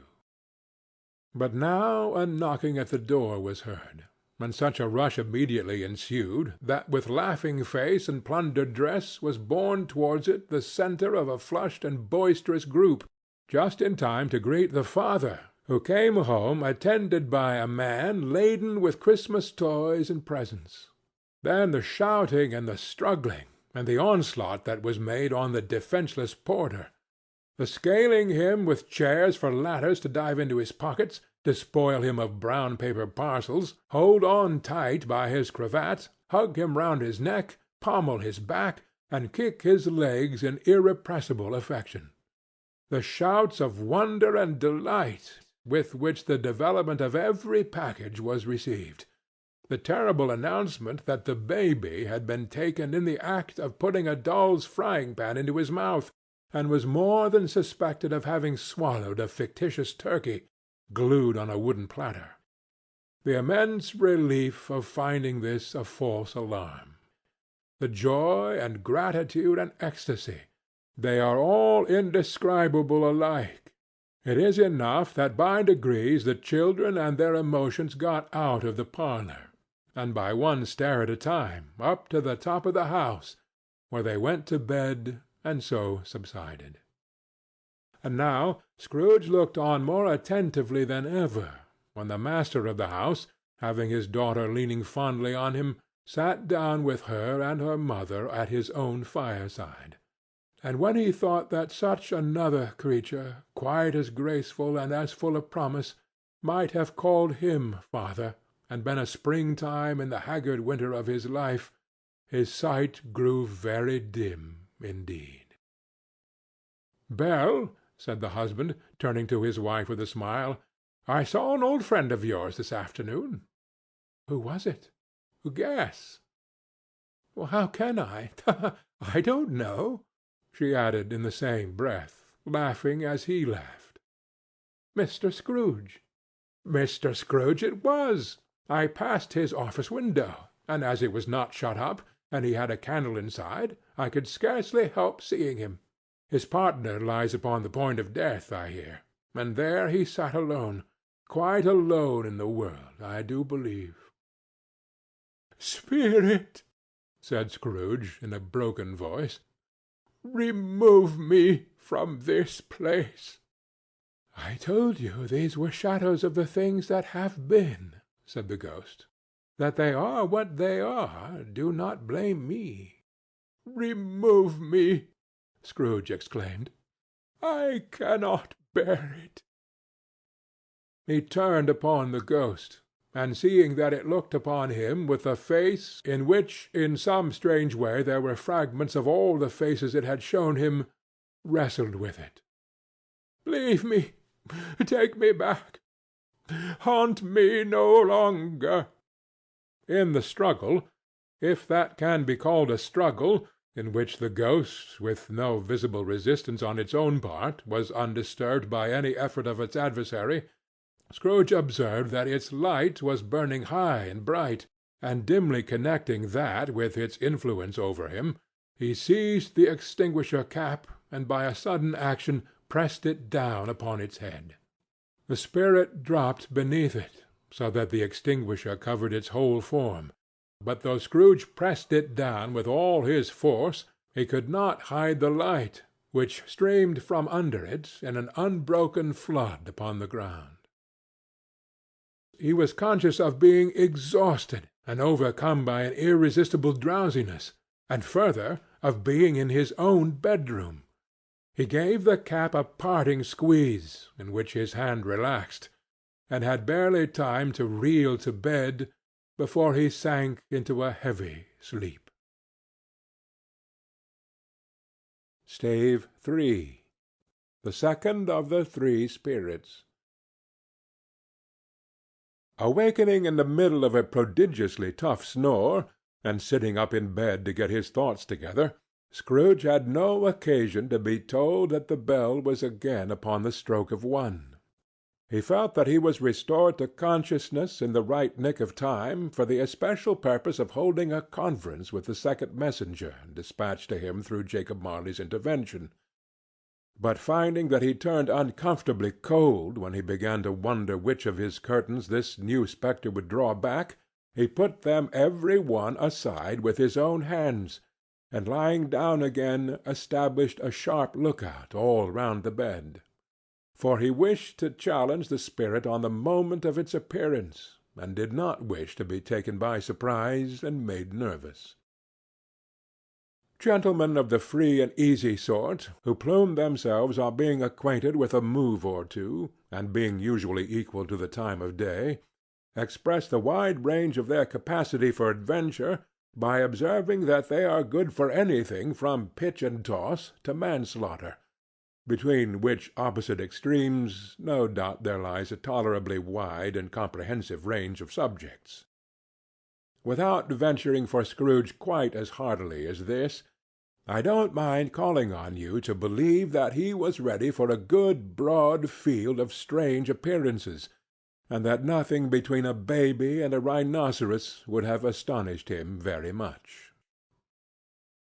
Now, being prepared for almost anything, he was not by any means prepared for nothing, and consequently, when the bell struck 1 and no shape appeared, he was taken with a violent fit of trembling. 5 minutes, 10 minutes, a quarter of an hour went by, yet nothing came. All this time he lay upon his bed, the very core and centre of a blaze of ruddy light, which streamed upon it when the clock proclaimed the hour, and which, being only light, was more alarming than a dozen ghosts, as he was powerless to make out what it meant or would be at, and was sometimes apprehensive that he might be at that very moment an interesting case of spontaneous combustion, without having the consolation of knowing it. At last, however, he began to think, as you and I would have thought at first, for it is always the person not in the predicament who knows what ought to have been done in it, and would unquestionably have done it too. At last, I say, he began to think that the source and secret of this ghostly light might be in the adjoining room, from whence, on further tracing it, it seemed to shine. This idea taking full possession of his mind, he got up softly, and shuffled in his slippers to the door. The moment Scrooge's hand was on the lock, a strange voice called him by his name and bade him enter. He obeyed. It was his own room, there was no doubt about that, but it had undergone a surprising transformation. The walls and ceiling were so hung with living green that it looked like a perfect grove, from every part of which bright gleaming berries glistened. The crisp leaves of holly, mistletoe, and ivy reflected back the light, as if so many little mirrors had been scattered there, and such a mighty blaze went roaring up the chimney as that dull petrification of a hearth had never known in Scrooge's time, or Marley's, or for many and many a winter season gone. Heaped up on the floor, to form a kind of throne, were turkeys, geese, game, poultry, brawn, great joints of meat, sucking pigs, long wreaths of sausages, mince pies, plum puddings, barrels of oysters, red-hot chestnuts, cherry-cheeked apples, juicy oranges, luscious pears, immense twelfth-cakes, and seething bowls of punch that made the chamber dim with their delicious steam. In easy state upon this couch there sat a jolly giant, glorious to see, who bore a glowing torch, in shape not unlike Plenty's horn, and held it up, high up, to shed its light on Scrooge, as he came peeping round the door. "Come in!" exclaimed the ghost. "Come in, and know me better, man." Scrooge entered timidly, and hung his head before this spirit. He was not the dogged Scrooge he had been, and though the spirit's eyes were clear and kind, he did not like to meet them. "I am the ghost of Christmas Present," said the spirit. "Look upon me." Scrooge reverently did so. It was clothed in one simple green robe, or mantle, bordered with white fur. This garment hung so loosely on the figure that its capacious breast was bare, as if disdaining to be warded or concealed by any artifice. Its feet, observable beneath the ample folds of the garment, were also bare, and on its head it wore no other covering than a holly wreath, set here and there with shining icicles. Its dark brown curls were long and free as its genial face, its sparkling eye, its open hand, its cheery voice, its unconstrained demeanor, and its joyful air. Girded round its middle was an antique scabbard, but no sword was in it, and the ancient sheath was eaten up with rust. "You have never seen the like of me before," exclaimed the spirit. "Never," Scrooge made answer to it. "Have never walked forth with the younger members of my family? Meaning, for I am very young, my elder brothers born in these later years?" pursued the phantom. "I don't think I have," said Scrooge. "I am afraid I have not. Have you had many brothers, spirit?" "More than 1,800," said the ghost. "A tremendous family to provide for," muttered Scrooge. The ghost of Christmas Present rose. "Spirit," said Scrooge submissively, "conduct me where you will. I went forth last night on compulsion, and I learnt a lesson which is working now. To-night, if you have aught to teach me, let me profit by it." "Touch my robe." Scrooge did as he was told, and held it fast. Holly, mistletoe, red berries, ivy, turkeys, geese, game, poultry, brawn, meat, pigs, sausages, oysters, pies, puddings, fruit, and punch all vanished instantly. So did the room, the fire, the ruddy glow, the hour of night, and they stood in the city streets on Christmas morning, where, for the weather was severe, the people made a rough but brisk and not unpleasant kind of music in scraping the snow from the pavement in front of their dwellings, and from the tops of their houses, whence it was mad delight to the boys to see it come plumping down into the road below, and splitting into artificial little snowstorms. The house fronts looked black enough, and the windows blacker, contrasting with the smooth white sheet of snow upon the roofs, and with the dirtier snow upon the ground, which last deposit had been ploughed up in deep furrows by the heavy wheels of carts and wagons, furrows that crossed and recrossed each other hundreds of times where the great streets branched off and made intricate channels, hard to trace in the thick yellow and icy water. The sky was gloomy, and the shortest streets were choked up with a dingy mist, half thawed, half frozen, whose heavier particles descended in a shower of sooty atoms, as if all the chimneys in Great Britain had by one consent caught fire and were blazing away to their dear hearts' content. There is nothing very cheerful in the climate or the town, and yet there was an air of cheerfulness abroad that the clearest summer air and the brightest summer sun might have endeavored to diffuse in vain.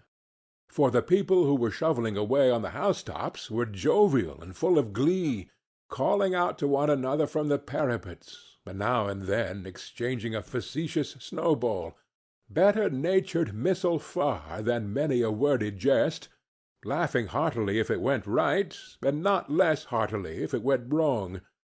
The poulterers' shops were still half open, and the fruiterers were radiant in their glory. There were great round pot-bellied baskets of chestnuts, shaped like the waistcoats of jolly old gentlemen, lolling at the doors and tumbling out into the street in their apoplectic opulence. There were ruddy, brown-faced, broad-girthed Spanish onions, shining in the fatness of their growth like Spanish friars, and winking from their shelves in wanton slyness at the girls as they went by and glanced demurely at the hung-up mistletoe. There were pears and apples clustered high in blooming pyramids. There were bunches of grapes, made, in the shopkeeper's benevolence, to dangle from conspicuous hooks, that people's mouths might water gratis as they passed. There were piles of filberts, mossy and brown, recalling, in their fragrance, ancient walks among the woods and pleasant shufflings ankle-deep through withered leaves. There were Norfolk biffins, squat and swarthy, setting off the yellow of the oranges and lemons, and in the great compactness of their juicy persons, urgently entreating and beseeching to be carried home in paper bags and eaten after dinner. The very gold and silver fish set forth among these choice fruits in a bowl, though members of a dull and stagnant-blooded race, appeared to know that there was something going on, and to a fish went gasping round and round their little world in slow and passionless excitement. The grocers! Oh, the grocers! Nearly closed, with perhaps 2 shutters down, or 1, but through these gaps such glimpses! It was not alone that the scales descending on the counter made a merry sound, or that the twine and roller parted company so briskly, or that the canisters were rattled up and down like juggling tricks, or even that the blended scents of tea and coffee were so grateful to the nose, or even that the raisins were so plentiful and rare, the almonds so extremely white, the sticks of cinnamon so long and straight, the other spices so delicious, the candied fruits so caked and spotted with molten sugar, as to make the coldest lookers-on feel faint and subsequently bilious. Nor was it that the figs were moist and pulpy, or that the French plums blushed in modest tartness from their highly decorated boxes, or that everything was good to eat and in its Christmas dress. But the customers were all so hurried and so eager in their hopeful promise of the day that they tumbled up against each other at the door, crashing their wicker baskets wildly, and left their purchases upon the counter, and came running back to fetch them, and committed hundreds of like mistakes in the best humour possible, while the grocer and his people were so frank and fresh that the polished hearts with which they fastened their aprons behind might have been their own, worn outside for general inspection, and for Christmas daws to peck at, if they chose. But soon the steeples called good people all to church and chapel, and away they came, flocking through the streets in their best clothes and with their gayest faces, and at the same time there emerged from scores of by-streets, lanes, and nameless turnings innumerable people, carrying their dinners to the bakers' shops. The sight of these poor revellers appeared to interest the spirit very much, for he stood with Scrooge beside him in a baker's doorway, and taking off the covers as their bearers passed, sprinkled incense on their dinners from his torch. And it was a very uncommon kind of torch, for once or twice, when there were angry words between some dinner-carriers who had jostled each other, he shed a few drops of water on them from it, and their good humour was restored directly. for they said it was a shame to quarrel upon Christmas Day. And so it was. God love it, so it was. In time the bells ceased, and the bakers were shut up, and yet there was a genial shadowing forth of all these dinners and the progress of their cooking in the thawed blotch of wet above each baker's oven, where the pavement smoked as if its stones were cooking too. "Is there a peculiar flavour in what you sprinkle from your torch?" asked Scrooge. "There is. My own." "Would it apply to any kind of dinner on this day?" asked Scrooge. "To any kindly given. To a poor one most." "Why to a poor one most?" asked Scrooge. "Because it needs it most." "Spirit," said Scrooge, after a moment's thought, "I wonder you, of all the beings in the many worlds about us, should desire to cramp these people's opportunities of innocent enjoyment." "I?" cried the spirit. "You would deprive them of their means of dining every 7th day, often the only day on which they can be said to dine at all," said Scrooge. "Wouldn't you?" "I?" cried the spirit. "You seek to close these places on the 7th day," said Scrooge, "and it comes to the same thing." "I seek!" exclaimed the spirit. "Forgive me if I am wrong. It has been done in your name, or at least in that of your family," said Scrooge. "There are some upon this earth of yours," returned the spirit, "who lay claim to know us, and who do their deeds of passion, pride, ill-will, hatred, envy, bigotry, and selfishness in our name, who are as strange to us and all our kith and kin as if they had never lived. Remember that, and charge their doings on themselves, not us."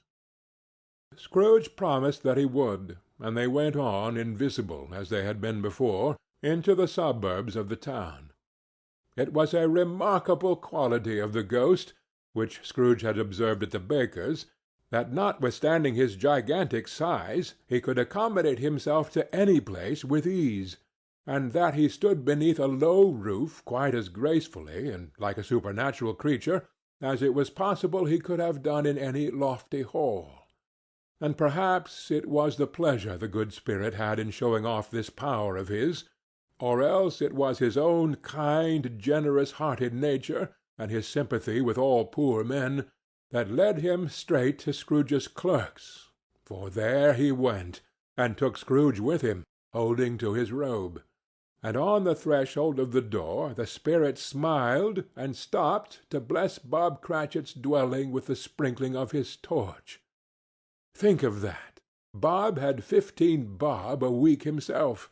He pocketed on Saturdays but 15 copies of his Christian name, and yet the ghost of Christmas present blessed his 4-roomed house. Then up rose Mrs. Cratchit, Cratchit's wife, dressed out but poorly in a twice-turned gown, but brave in ribbons, which are cheap and make a goodly show for 6d, and she laid the cloth, assisted by Belinda Cratchit, second of her daughters, also brave in ribbons, while Master Peter Cratchit plunged a fork into the saucepan of potatoes, and getting the corners of his monstrous shirt-collar, Bob's private property conferred upon his son and heir in honor of the day, into his mouth, rejoiced to find himself so gallantly attired, and yearned to show his linen in the fashionable parks. And now 2 smaller Cratchits, boy and girl, came tearing in, screaming that outside the baker's they had smelt the goose, and known it for their own, and basking in luxurious thoughts of sage and onion, these young Cratchits danced about the table, and exalted Master Peter Cratchit to the skies, while he, not proud, although his collars nearly choked him, blew the fire until the slow potatoes, bubbling up, knocked loudly at the saucepan lid to be let out and peeled. "What has ever got your precious father, then?" said Mrs. Cratchit. "And your brother, Tiny Tim? And Martha warn't as late last Christmas Day by half an hour." "Here's Martha, mother," said a girl, appearing as she spoke. "Here's Martha, mother," cried the two young Cratchits. "Hurrah! There's such a goose, Martha!" "My bless your heart alive, my dear, how late you are!" said Mrs. Cratchit, kissing her a dozen times, and taking off her shawl and bonnet for her with officious zeal. "We'd a deal of work to finish up last night," replied the girl, "and had to clear away this morning, mother." "Well, never mind, so long as you are come," said Mrs. Cratchit. "Sit ye down before the fire, my dear, and have a warm, Lord bless ye." "No, no, there's father coming," cried the two young Cratchits, who were everywhere at once. "Hide, Martha, hide!" So Martha hid herself, and in came little Bob, the father, with at least 3 feet of comforter, exclusive of the fringe, hanging down before him, and his threadbare clothes darned up and brushed to look seasonable, and Tiny Tim upon his shoulder. Alas for Tiny Tim! He bore a little crutch, and had his limbs supported by an iron frame. "Why, where's our Martha?" cried Bob Cratchit, looking around. "Not coming," said Mrs. Cratchit. "Not coming?" said Bob, with a sudden declension in his high spirits, for he had been Tim's blood-horse all the way from church, and had come home rampant. "Not coming upon Christmas Day!" Martha didn't like to see him disappointed, if it were only in joke, so she came out prematurely from behind the closet door and ran into his arms, while the two young Cratchits hustled Tiny Tim and bore him off into the wash-house, that he might hear the pudding singing in the copper. "And how did little Tim behave?" said Mrs. Cratchit, when she had rallied Bob on his credulity, and Bob had hugged his daughter to his heart's content. "Oh, as good as gold," said Bob, "and better. Somehow he gets thoughtful, sitting by himself so much, and thinks the strangest things you ever heard. He told me, coming home, that he hoped the people saw him in the church, because he was a cripple, and it might be pleasant to them to remember on Christmas Day, 'Who made the lame beggars walk, and blind men see.'" Bob's voice was tremulous when he told them this, and trembled more when he said that Tiny Tim was growing strong and hearty.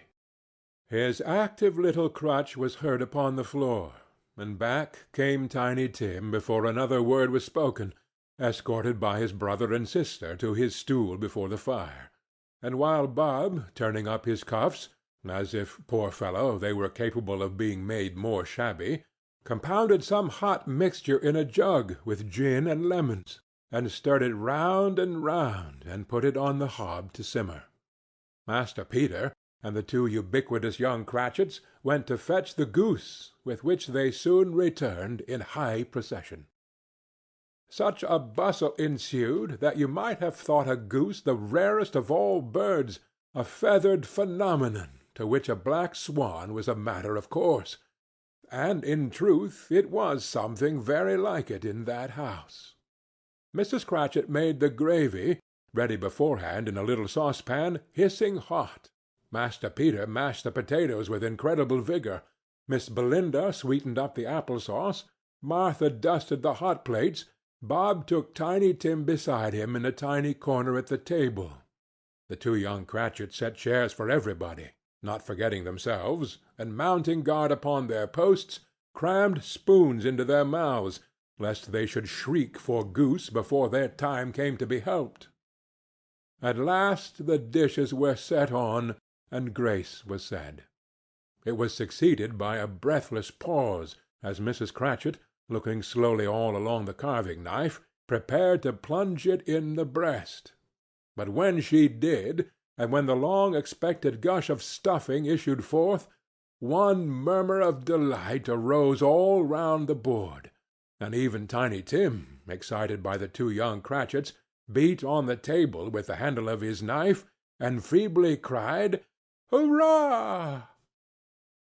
There was never such a goose. Bob said he didn't believe there ever was such a goose cooked. Its tenderness and flavour, size and cheapness, were the themes of universal admiration. Eked out by apple sauce and mashed potatoes, it was a sufficient dinner for the whole family. Indeed, as Mrs. Cratchit said with great delight, surveying one small atom of a bone upon the dish, they hadn't ate it all at last. Yet every one had had enough, and the youngest Cratchits in particular were steeped in sage and onion to the eyebrows. But now, the plates being changed by Miss Belinda, Mrs. Cratchit left the room alone, too nervous to bear witnesses, to take the pudding up and bring it in. Suppose it should not be done enough?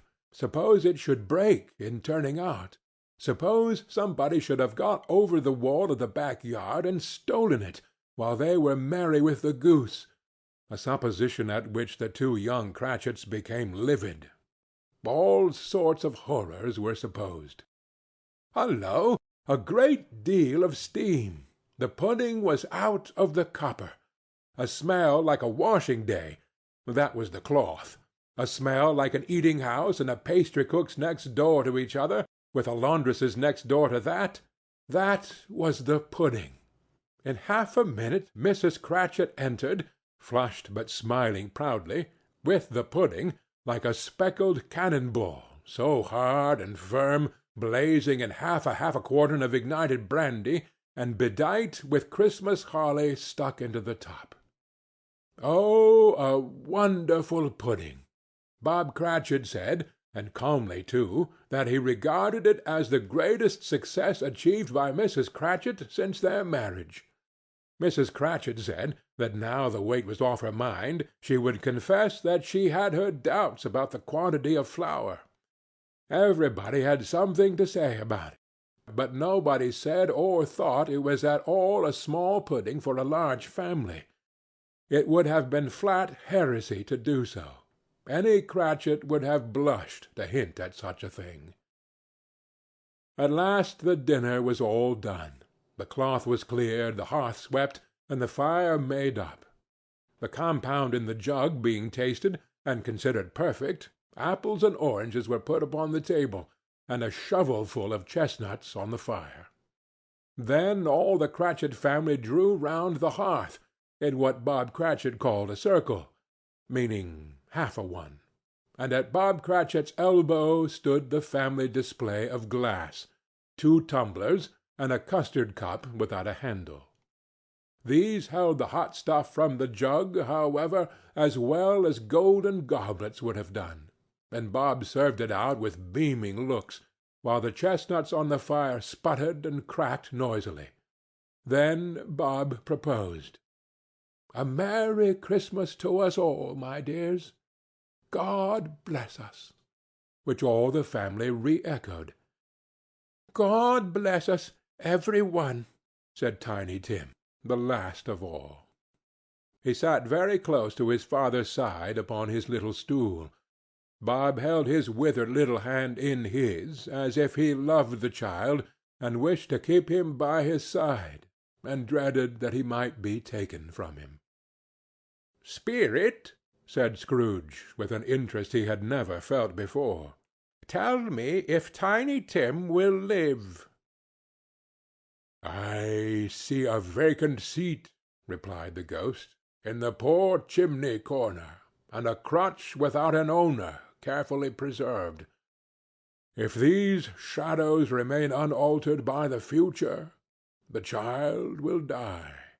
"No, no," said Scrooge. "Oh, no, kind spirit! Say he will be spared." "If these shadows remain unaltered by the future, another of my race," returned the ghost, "will find him here. What then? If he be like to die, he had better do it, and decrease the surplus population."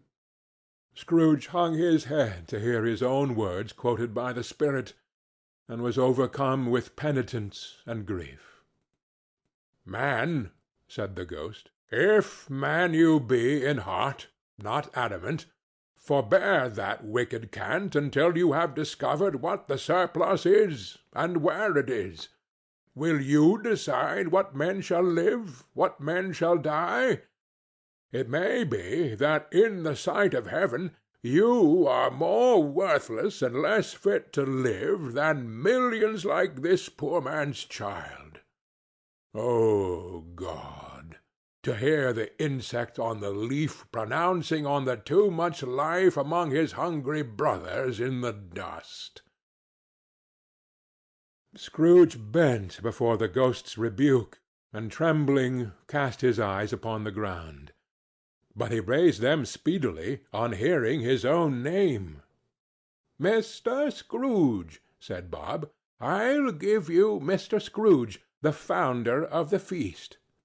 "The founder of the feast, indeed!" cried Mrs. Cratchit, reddening. "I wish I had him here. I'd give him a piece of my mind to feast upon, and I'd hope he'd have a good appetite for it." "My dear," said Bob, "the children! Christmas Day!" "It should be a Christmas Day, I am sure," said she, "on which one drinks the health of such an odious, stingy, hard, unfeeling man as Mr. Scrooge. You know he is, Robert. Nobody knows it better than you do, poor fellow." "My dear," was Bob's mild answer, "Christmas Day." "I'll drink his health for your sake, and the Day's," said Mrs. Cratchit, "not for his. Long life to him! A Merry Christmas and a Happy New Year! He'll be very merry and very happy, I have no doubt." The children drank the toast after her. It was the first of their proceedings which had no heartiness. Tiny Tim drank it last of all, but he didn't care twopence for it. Scrooge was the ogre of the family. The mention of his name cast a dark shadow on the party, which was not dispelled for full 5 minutes. After it had passed away, they were 10 times merrier than before, from the mere relief of Scrooge the Baleful being done with. Bob Cratchit told them how he had a situation in his eye for Master Peter, which would bring in, if obtained, full 5 and 6pence weekly. The 2 young Cratchits laughed tremendously at the idea of Peter's being a man of business, and Peter himself looked thoughtfully at the fire from between his collars, as if he were deliberating what particular investments he should favor when he came into the receipt of that bewildering income. Martha, who was a poor apprentice at a milliner's, then told them what kind of work she had to do, and how many hours she worked at a stretch, and how she meant to lie abed to-morrow morning for a good long rest, to-morrow being a holiday she passed at home. Also, how she had seen a countess and a lord some days before, and how the lord was much about as tall as Peter, at which Peter pulled up his collar so high that you couldn't have seen his head if you had been there. All this time the chestnuts and the jug went round and round, and by they had a song, about a lost child travelling in the snow, from Tiny Tim, who had a plaintive little voice, and sang it very well indeed. There was nothing of high mark in this. They were not a handsome family. They were not well dressed. Their shoes were far from waterproof. Their clothes were scanty, and Peter might have known, or very likely did, the inside of a pawnbroker's. But they were happy, grateful, pleased with one another, and contented with the time. And when they faded, and looked happier yet in the bright sprinklings of the spirit's torch at parting, Scrooge had his eye upon them, and especially on Tiny Tim, until the last. By this time it was getting dark, and snowing pretty heavily, and as Scrooge and the spirit went along the streets, the brightness of the roaring fires in kitchens, parlors, and all sorts of rooms was wonderful. Here the flickering of the blaze showed preparations for a cosy dinner, with hot plates baking through and through before the fire, and deep red curtains, ready to be drawn to shut out cold and darkness. There all the children of the house were running out into the snow to meet their married sisters, brothers, cousins, uncles, aunts, and be the first to greet them. Here, again, were shadows on the window blind of guests assembling, and there a group of handsome girls, all hooded and fur-booted, and all chattering at once, tripped lightly off to some near neighbor's house, where, woe upon the single man who saw them enter, artful witches well they knew it, in a glow. But if you had judged from the numbers of people on their way to friendly gatherings, you might have thought that no one was at home to give them welcome when they got there, instead of every house expecting company and piling up its fires half chimney high. Blessings on it, how the ghost exulted! How it bared its breadth of breast, and opened its capacious palm, and floated on, outpouring with a generous hand its bright and harmless mirth on everything within its reach. The very lamplighter, who ran on before, dotting the dusky street with specks of light, and who was dressed to spend the evening somewhere, laughed out loudly as the spirit passed, though little kenned the lamplighter that he had any company but Christmas. And now, without a word of warning from the ghost, they stood upon a bleak and desert moor, where monstrous masses of rude stone were cast about as though it were the burial-place of giants, and water spread itself wheresoever it listed, or would have done so, but for the frost that held it prisoner, and nothing grew but moss and furze, and coarse rank grass. Down in the west the setting sun had left a streak of fiery red, which glared upon the desolation for an instant like a sullen eye, and frowning lower, lower, lower yet, was lost in the thick gloom of darkest night. "What place is this?" asked Scrooge. "A place where miners live, who labor in the bowels of the earth," returned the spirit. "But they know me. See!" A light shone from the window of a hut, and swiftly they advanced towards it. Passing through the wall of mud and stone, they found a cheerful company assembled round a glowing fire. An old man and woman, with their children and their children's children, and another generation beyond that, all decked out gaily in their holiday attire. The old man, in a voice that seldom rose above the howling of the wind upon the barren waste, was singing them a Christmas song. It had been a very old song when he was a boy, and from time to time they all joined in the chorus. So surely as they raised their voices, the old man got quite blithe and loud, and so surely as they stopped, his vigor sank again. The spirit did not tarry here, but bade Scrooge hold his robe, and passing on above the moor, sped whither? Not to see, to sea.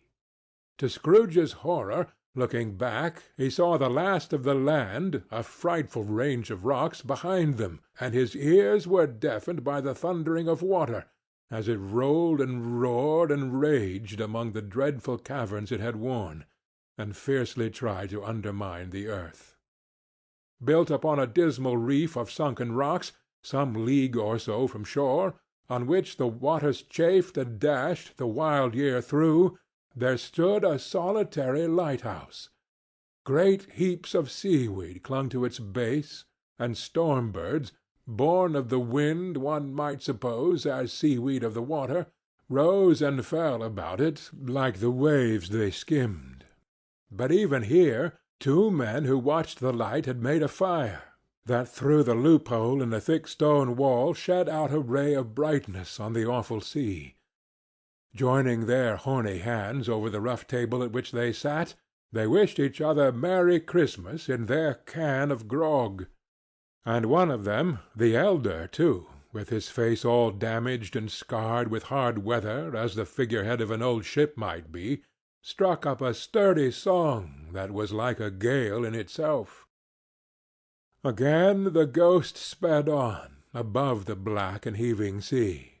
On, until, being far away, as he told Scrooge, from any shore, they lighted on a ship. They stood beside the helmsman at the wheel, the lookout in the bow, the officers who had the watch. Dark, ghostly figures in their several stations, but every man among them hummed a Christmas tune, or had a Christmas thought, or spoke below his breath to his companion of some bygone Christmas day, with homeward hopes belonging to it, and every man on board, waking or sleeping, good or bad, had had a kinder word for another on that day than on any day in the year, and had shared to some extent in its festivities, and had remembered those he cared for at a distance, and had known that they delighted to remember him. It was a great surprise to Scrooge, while listening to the moaning of the wind, and thinking what a solemn thing it was to move on through the lonely darkness over an unknown abyss, whose depths were secrets as profound as death, it was a great surprise to Scrooge, while thus engaged, to hear a hearty laugh. It was a much greater surprise to Scrooge to recognize it as his own nephew's, and to find himself in a bright, dry, gleaming room, with the spirit standing smiling by his side, and looking at that same nephew with approving affability. "Ha, ha, ha, ha, ha!" laughed Scrooge's nephew. "Ha, ha, ha, ha, ha, ha! If you should happen by any unlikely chance to know a man more blessed in a laugh than Scrooge's nephew, all I can say is I should like to know him too. Introduce him to me, and I'll cultivate his acquaintance. It is a fair, even-handed, noble adjustment of things, that while there is infection and disease and sorrow, there is nothing in the world so irresistibly contagious as laughter and good humor.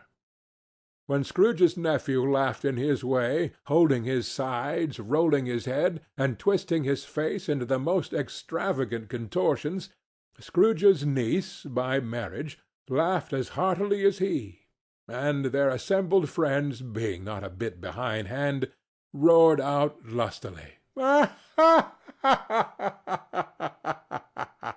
He said that Christmas was a humbug, as I live!" cried Scrooge's nephew. "He believed it, too." "More shame for him, Fred," said Scrooge's niece, indignantly. "Bless those women, they never do anything by halves. They are always in earnest."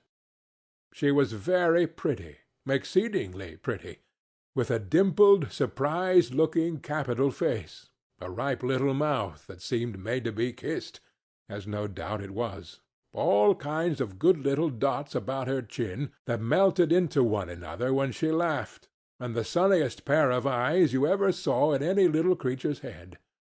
Altogether she was what you would have called provoking, you know, but satisfactory, too. Oh, perfectly satisfactory. "He's a comical old fellow," said Scrooge's nephew. "That's the truth, and not so pleasant as he might be. However, his offences carry their own punishment, and I have nothing to say against him." "I'm sure he's very rich, Fred," hinted Scrooge's niece. "At least you always tell me so." "What of that, my dear?" said Scrooge's nephew. "His wealth is of no use to him. He don't do any good with it. He don't make himself comfortable with it. He hasn't the satisfaction of thinking that he is ever going to benefit us with it." "I have no patience with him," observed Scrooge's niece. Scrooge's niece's sisters, and all the other ladies, expressed the same opinion. "Oh, I have," said Scrooge's nephew. "I am sorry for him. I couldn't be angry with him if I tried. Who suffers by his ill whims? Himself, always. Here he takes it into his head to dislike us, and he won't come and dine with us. What's the consequence? He don't lose much of a dinner." "Indeed, I think he loses a very good dinner," interrupted Scrooge's niece. Everybody else said the same, and they must be allowed to have been competent judges, because they had just had dinner, and, with the dessert upon the table, were clustered round the fire by lamplight. "Well, I'm very glad to hear it," said Scrooge's nephew, "because I haven't great faith in these young housekeepers. What do you say, Topper?" Topper had clearly got his eye upon one of Scrooge's niece's sisters, for he answered that a bachelor was a wretched outcast, who had no right to express an opinion on the subject. Whereat Scrooge's niece's sister, the plump one with the lace tucker, not the one with the roses, blushed. "Do go on, Fred," said Scrooge's niece, clapping her hands. "He never finishes what he begins to say. He is such a ridiculous fellow." Scrooge's nephew revelled in another laugh, and as it was impossible to keep the infection off, though the plump sister tried hard to do it with aromatic vinegar, his example was unanimously followed. "I was only going to say," said Scrooge's nephew, "that the consequence of his taking a dislike to us, and not making merry with us, is, I think, that he loses some pleasant moments which could do him no harm. I am sure he loses pleasanter companions than he can find in his own thoughts, either in his mouldy old office or his dusty chambers. I mean to give him the same chance every year, whether he likes it or not, for I pity him. He may rail at Christmas till he dies, but he can't help thinking better of it, I defy him, if he finds me going there in good temper year after year, and saying, 'Uncle Scrooge, how are you?' If it only puts him in the vein to leave his poor clerk £50, that's something, and I think I shook him yesterday." It was their turn to laugh now at the notion of his shaking Scrooge, but being thoroughly good-natured, and not much caring what they laughed at, so that they laughed at any rate, he encouraged them in their merriment, and passed the bottle joyously. After tea they had some music, for they were a very musical family, and knew what they were about when they sang a glee or catch, I can assure you, especially Topper, who would growl away in the bass like a good one, and never swell the large veins in his forehead, or get red in the face over it.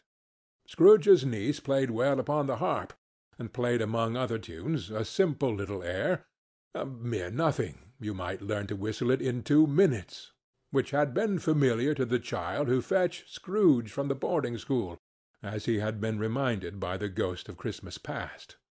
When this strain of music sounded, all the things that ghost had shown him came upon his mind. He softened more and more, and thought that if he could have listened to it often, years ago, he might have cultivated the kindnesses of life for his own happiness with his own hands, without resorting to the sexton's spade that buried Jacob Marley. But they didn't devote the whole evening to music. After a while they played at forfeits, for it is good to be children sometimes, and never better than Christmas, when its mighty founder was a child himself. Stop! There was first a game at blindman's buff. Of course there was, and I no more believe Topper was really blind than I believe he had eyes in his boots. My opinion is that it was a done thing between him and Scrooge's nephew, and that the ghost of Christmas Present knew it. The way he went after that plump sister in the lace tucker was an outrage on the credulity of human nature. Knocking down the fire-irons, tumbling over the chairs, bumping against the piano, smothering himself among the curtains, wherever she went, there went he. He always knew where the plump sister was. He wouldn't catch anybody else. If you had fallen up against him, as some of them did, on purpose, he would have made a feint of endeavoring to seize you, which would have been an affront to your understanding, and would instantly have sidled off in the direction of the plump sister. She often cried out that it wasn't fair, and it really was not. But when at last he caught her, when, in spite of all her silken rustlings and her rapid flutterings past him, he got her into a corner whence there was no escape, then his conduct was the most execrable. For his pretending not to know her, his pretending that it was necessary to touch her head-dress, and further to assure himself of her identity by pressing a certain ring upon her finger, and a certain chain about her neck, was vile, monstrous. No doubt she told him her opinion of it, when, another blind man being in office, they were so very confidential together, behind the curtains. Scrooge's niece was not one of the blind man's buff party, but was made comfortable with a large chair and a footstool in a snug corner, where the ghost and Scrooge were close behind her. But she joined in the forfeits, and loved her love to admiration with all the letters of the alphabet. Likewise, at the game of How, When, and Where, she was very great, and to the secret joy of Scrooge's nephew, beat her sisters hollow, though they were sharp girls too, as Topper could have told you. There might have been 20 people there, young and old, but they all played, and so did Scrooge, for wholly forgetting, in the interest he had in what was going on, that his voice made no sound in their ears, he sometimes came out with his guess quite loud, and very often guessed quite right too, for the sharpest needle, best Whitechapel, warranted not to cut in the eye, was not sharper than Scrooge, blunt as he took it in his head to be. The ghost was greatly pleased to find him in this mood, and looked upon him with such favour that he begged like a boy to be allowed to stay until the guests departed. But this the spirit said could not be done. "Here is a new game," said Scrooge. "Oh, 1/2 hour, spirit, only one."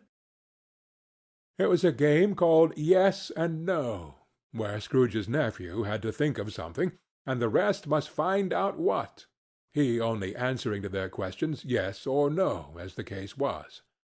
The brisk fire of questioning to which he was exposed elicited from him that he was thinking of an animal, a live animal, rather a disagreeable animal, a savage animal, an animal that growled and grunted sometimes, and talked sometimes, and lived in London, and walked about the streets, and wasn't made a show of, and wasn't led by anybody, and didn't live in a menagerie, and was never killed in a market, and was not a horse, or an ass, or a cow, or a bull, or a tiger, or a dog, or a pig, or a cat, or a bear. At every fresh question that was put to him, this nephew burst into a fresh roar of laughter, and was so inexpressibly tickled that he was obliged to get up off the sofa and stamp. At last the plump sister, falling into a similar state, cried out, "Ah, I have found it! I know what it is, Fred, I know what it is." "What is it?" cried Fred. "It's your Uncle Scrooge." Which it certainly was. Admiration was the universal sentiment, though some objected that the reply to "Is it a bear?" ought to have been "Yes," inasmuch as an answer in the negative was sufficient to have diverted their thoughts from Mr. Scrooge, supposing they had ever had any tendency that way. "He has given us plenty of merriment, I am sure," said Fred, "and it would be ungrateful not to drink his health. Here is a glass of mulled wine ready to our hand at the moment, and I say, Uncle Scrooge!" "Well, Uncle Scrooge!" they cried. "A Merry Christmas and a Happy New Year to the old man, whatever he is," said Scrooge's nephew. "He wouldn't take it from me, but may he have it nevertheless. Uncle Scrooge!" Uncle Scrooge had imperceptibly become so gay and light of heart that he would have pledged the unconscious company in return, and thanked them in an inaudible speech, if Ghost had given him time. But the whole scene passed off in the breath of the last word spoken by his nephew, and he and the spirit were again upon their travels. Much they saw, and far they went, and many homes they visited, but always with a happy end. The spirit stood beside sick beds, and they were cheerful, on foreign lands, and they were close at home, by struggling men, and they were patient in their greatest hope; by poverty, and it was rich. In almshouse, hospital, and jail, in misery's every refuge, where vain man in his little brief authority had not made fast the door and barred the spirit out, he left his blessing and taught Scrooge his precepts. It was a long night, if it were only a night, but Scrooge had his doubts of this, because the Christmas holidays appeared to be condensed into the space of time they passed together.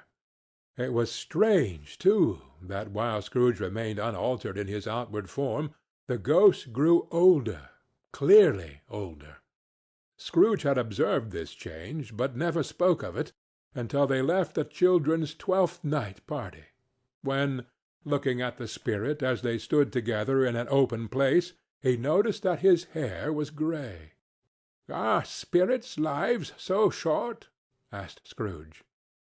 "My life upon this globe is very brief," replied the ghost. "It ends to-night." "To-night?" cried Scrooge. "To-night at midnight. Hark! The time is drawing near." The chimes were ringing the 11:75 at that moment. "Forgive me if I am not justified in what I ask," said Scrooge, looking intently at the spirit's robe, "but I see something strange, and not belonging to yourself, protruding from your skirts. Is it a foot or a claw?" "It might be a claw, for the flesh there is upon it," said the spirit's sorrowful reply. "Look here." From the foldings of its robe it brought 2 children, wretched, abject, frightful, hideous, miserable. They knelt down at his feet and clung upon the outside of his garment. "Oh, man, look here! Look down here!" exclaimed the ghost. They were a boy and a girl, yellow, meagre, ragged, scowling, wolfish, but prostrate, too, in their humility. Where graceful youth should have filled their features out and touched them with its freshest tints, a stale and shrivelled hand, like that of age, had pinched and twisted them, and pulled them into shreds. Where angels might have sat enthroned, devils lurked and glared out menacing. No change, no degradation, no perversion of humanity, in any grade, through all the mysteries of wonderful creation, has monsters half so horrible and dread. Scrooge started back, appalled. Having them shown to him in this way, he tried to say they were fine children, but the words choked themselves rather than be parties to a lie of such enormous magnitude. "Spirit! Are they yours?" Scrooge could say no more. "They are man's," said the spirit, looking down upon them, "and they cling to me, appealing from their fathers. This boy is ignorance. This girl is want. Beware them both, and all of their degree, but most of all beware this boy, for on his brow I see that written which is doom, unless the writing be erased. Deny it!" cried the spirit, stretching out his hand towards the city. "Slander those who tell it ye. Admit it for your factious purposes, and make it worse, and bide the end." "Have you no refuge or resource?" cried Scrooge. "Are there no prisons?" said the spirit, turning on him for the last time with his own words. "Are there no workhouses?" The bell struck 12. Scrooge looked about him for the ghost, and saw it not. As the last stroke ceased to vibrate, he remembered the prediction of old Jacob Marley, and lifting up his eyes, beheld a solemn phantom, draped and hooded, coming like a mist along the ground towards him. Stave 4. The Last of the Spirits. The phantom slowly, gravely, silently approached. When it came near him, Scrooge bent down upon his knee, for in the very air through which this spirit moved, it seemed to scatter gloom and mystery. It was shrouded in a deep black garment, which concealed its head, its face, its form, and left nothing of it visible save one outstretched hand. But for this it would have been difficult to detach its figure from the night, and separate it from the darkness by which it was surrounded. He felt that it was tall and stately when it came beside him, and that its mysterious presence filled him with a solemn dread.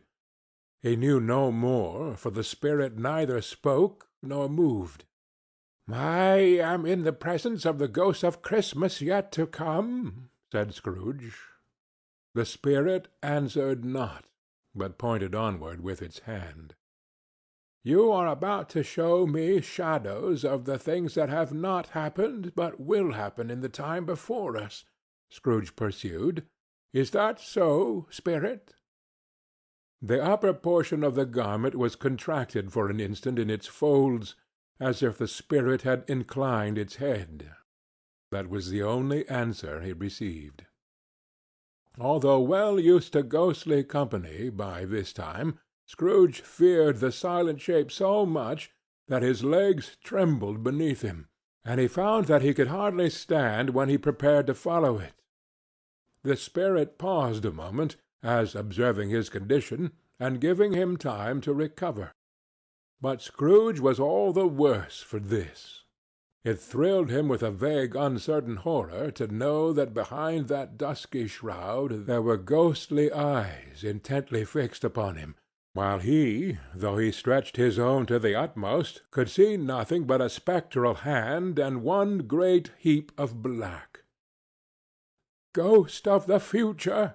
he exclaimed, "I fear you are more than any spectre I have seen. But as I know your purpose is to do me good, and as I hope to live to be another man from what I was, I am prepared to bear you company, and do it with a thankful heart. Will you not speak to me?" It gave him no reply. The hand was pointed straight before them. "Lead on," said Scrooge. "Lead on. The night is waning fast, and it is precious time to me, I know. Lead on, spirit." The phantom moved away as it had come towards him. Scrooge followed in the shadow of its dress, which bore him up, he thought, and carried him along. They scarcely seemed to enter the city, for the city rather seemed to spring up about them and encompass them as its own act. And there they were in the heart of it, on 'Change amongst the merchants, who hurried up and down, and chinked the money in their pockets, and conversed in groups, and looked at their watches, and trifled thoughtfully with their great gold seals, and so forth, as Scrooge had seen them often. The spirit stopped beside one little knot of business men. Observing that the hand was pointed to them, Scrooge advanced to listen to their talk. "No," said a great fat man with a monstrous chin, "I don't know much about it either way. I only know he's dead." "When did he die?" inquired another. "Last night, I believe." "Why, what was the matter with him?" asked a third, taking a vast quantity of snuff out of a very large snuff-box. "I thought he'd never die." "God knows," said the first, with a yawn. "What has he done with his money?"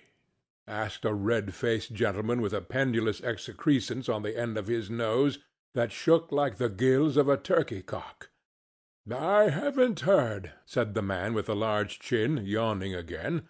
"Left it to his company, perhaps. He hasn't left it to me. That's all I know." The pleasantry was received with a general laugh.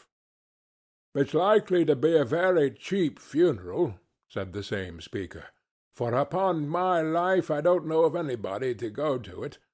Suppose we make up a party and volunteer? I don't mind going, if a lunch is provided," observed the gentleman with the excrescence on his nose, "but I must be fed if I make one." Another laugh. "Well, I am the most disinterested among you, after all," said the first speaker, "for I never wear black gloves, and I never eat lunch. But I'll offer to go if anybody else will. When I come to think of it, I'm not at all sure that I wasn't his most particular friend, for we used to stop and speak whenever we met. Bye-bye."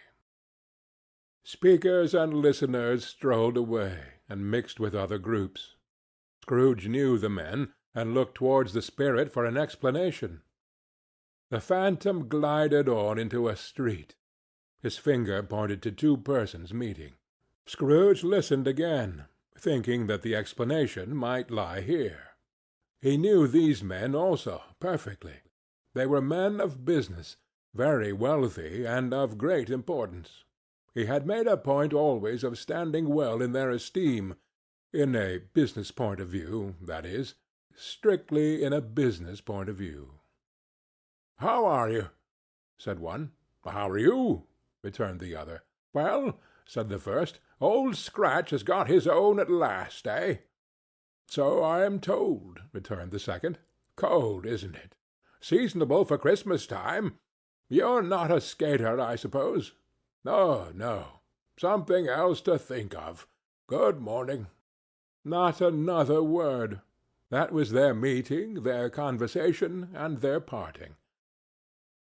Scrooge was at first inclined to be surprised that the spirit should attach importance to conversations apparently so trivial, but feeling assured that they must have some hidden purpose, he set himself to consider what it was likely to be.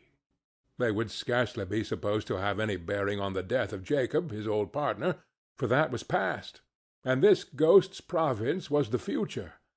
Nor could he think of any one immediately connected with himself to whom he could apply them.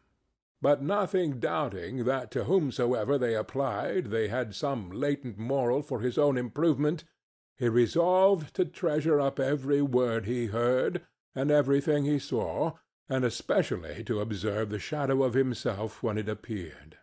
For he had an expectation that the conduct of his future self would give him the clue he missed, and would render the solution of these riddles easy.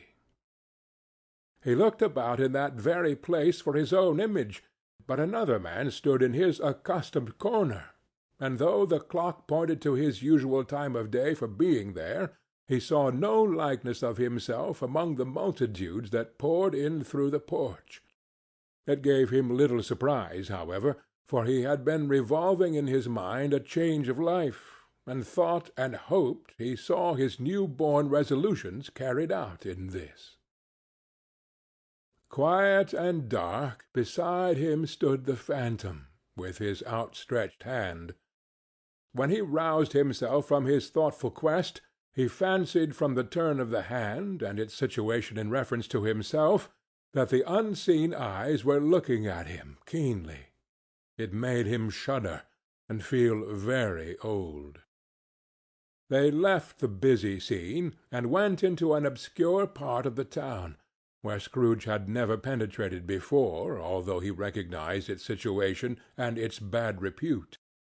The ways were foul and narrow, the shops and houses wretched, the people half naked, drunken, slipshod, ugly. Alleys and archways, like so many cesspools, disgorged their offences of smell and dirt and life upon the straggling streets, and the whole quarter reeked with crime, with filth and misery. Far in this den of infamous resort, there was a low-browed beetling shop below a penthouse roof, where iron, old rags, bottles, bones, and greasy offal were brought. Upon the floor within were piled up heaps of rusty keys, nails, chains, hinges, files, scales, weights, and refuse iron of all kinds. Secrets that few would like to scrutinize were bred and hidden in mountains of unseemly rags, masses of corrupted fat, and sepulchres of bones.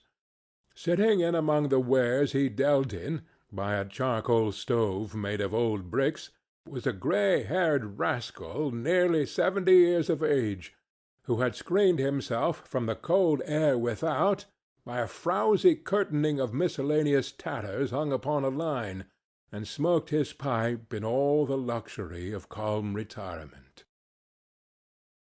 Scrooge and the phantom came into the presence of this man just as a woman with a heavy bundle slunk into the shop.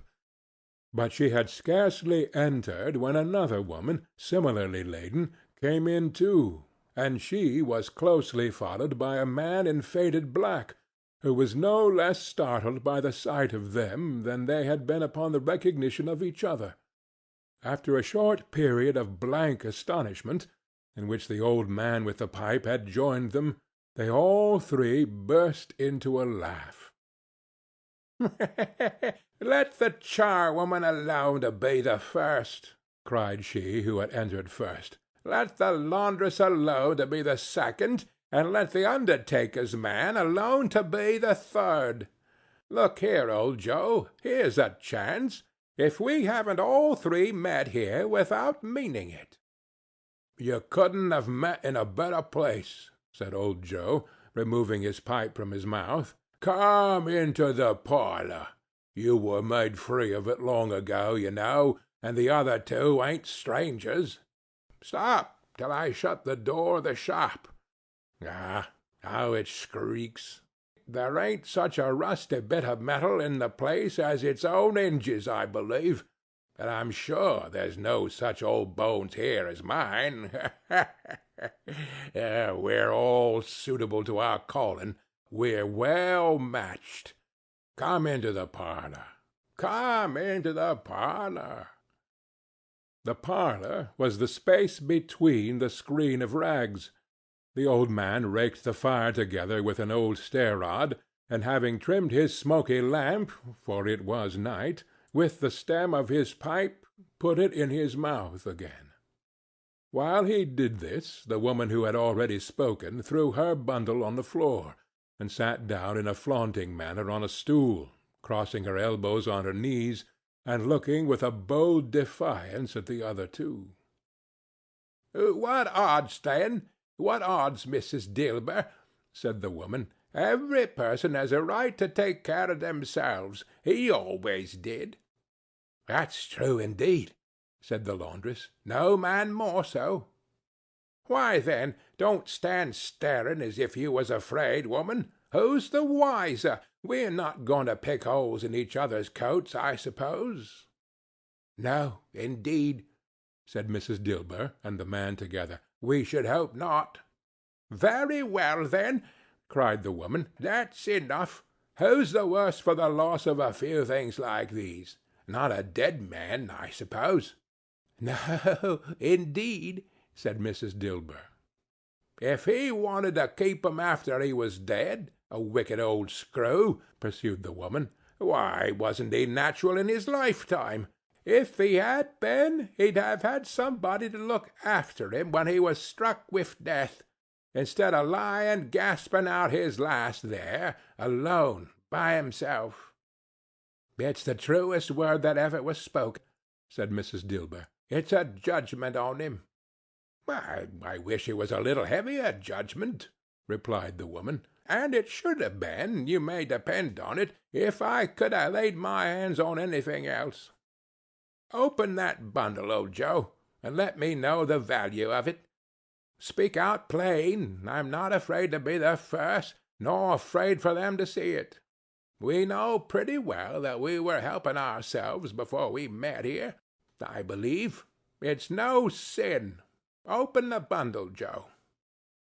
But the gallantry of her friends would not allow of this, and the man in faded black, mounting the breach first, produced his plunder. It was not extensive, A seal or two, a pencil case, a pair of sleeve buttons, and a brooch of no great value were all.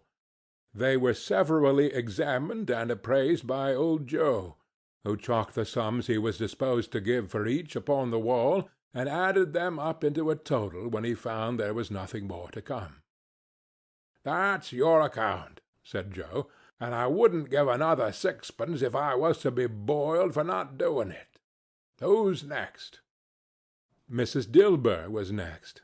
Sheets and towels, a little wearing apparel, 2 old-fashioned silver teaspoons, a pair of sugar tongs, and a few boots.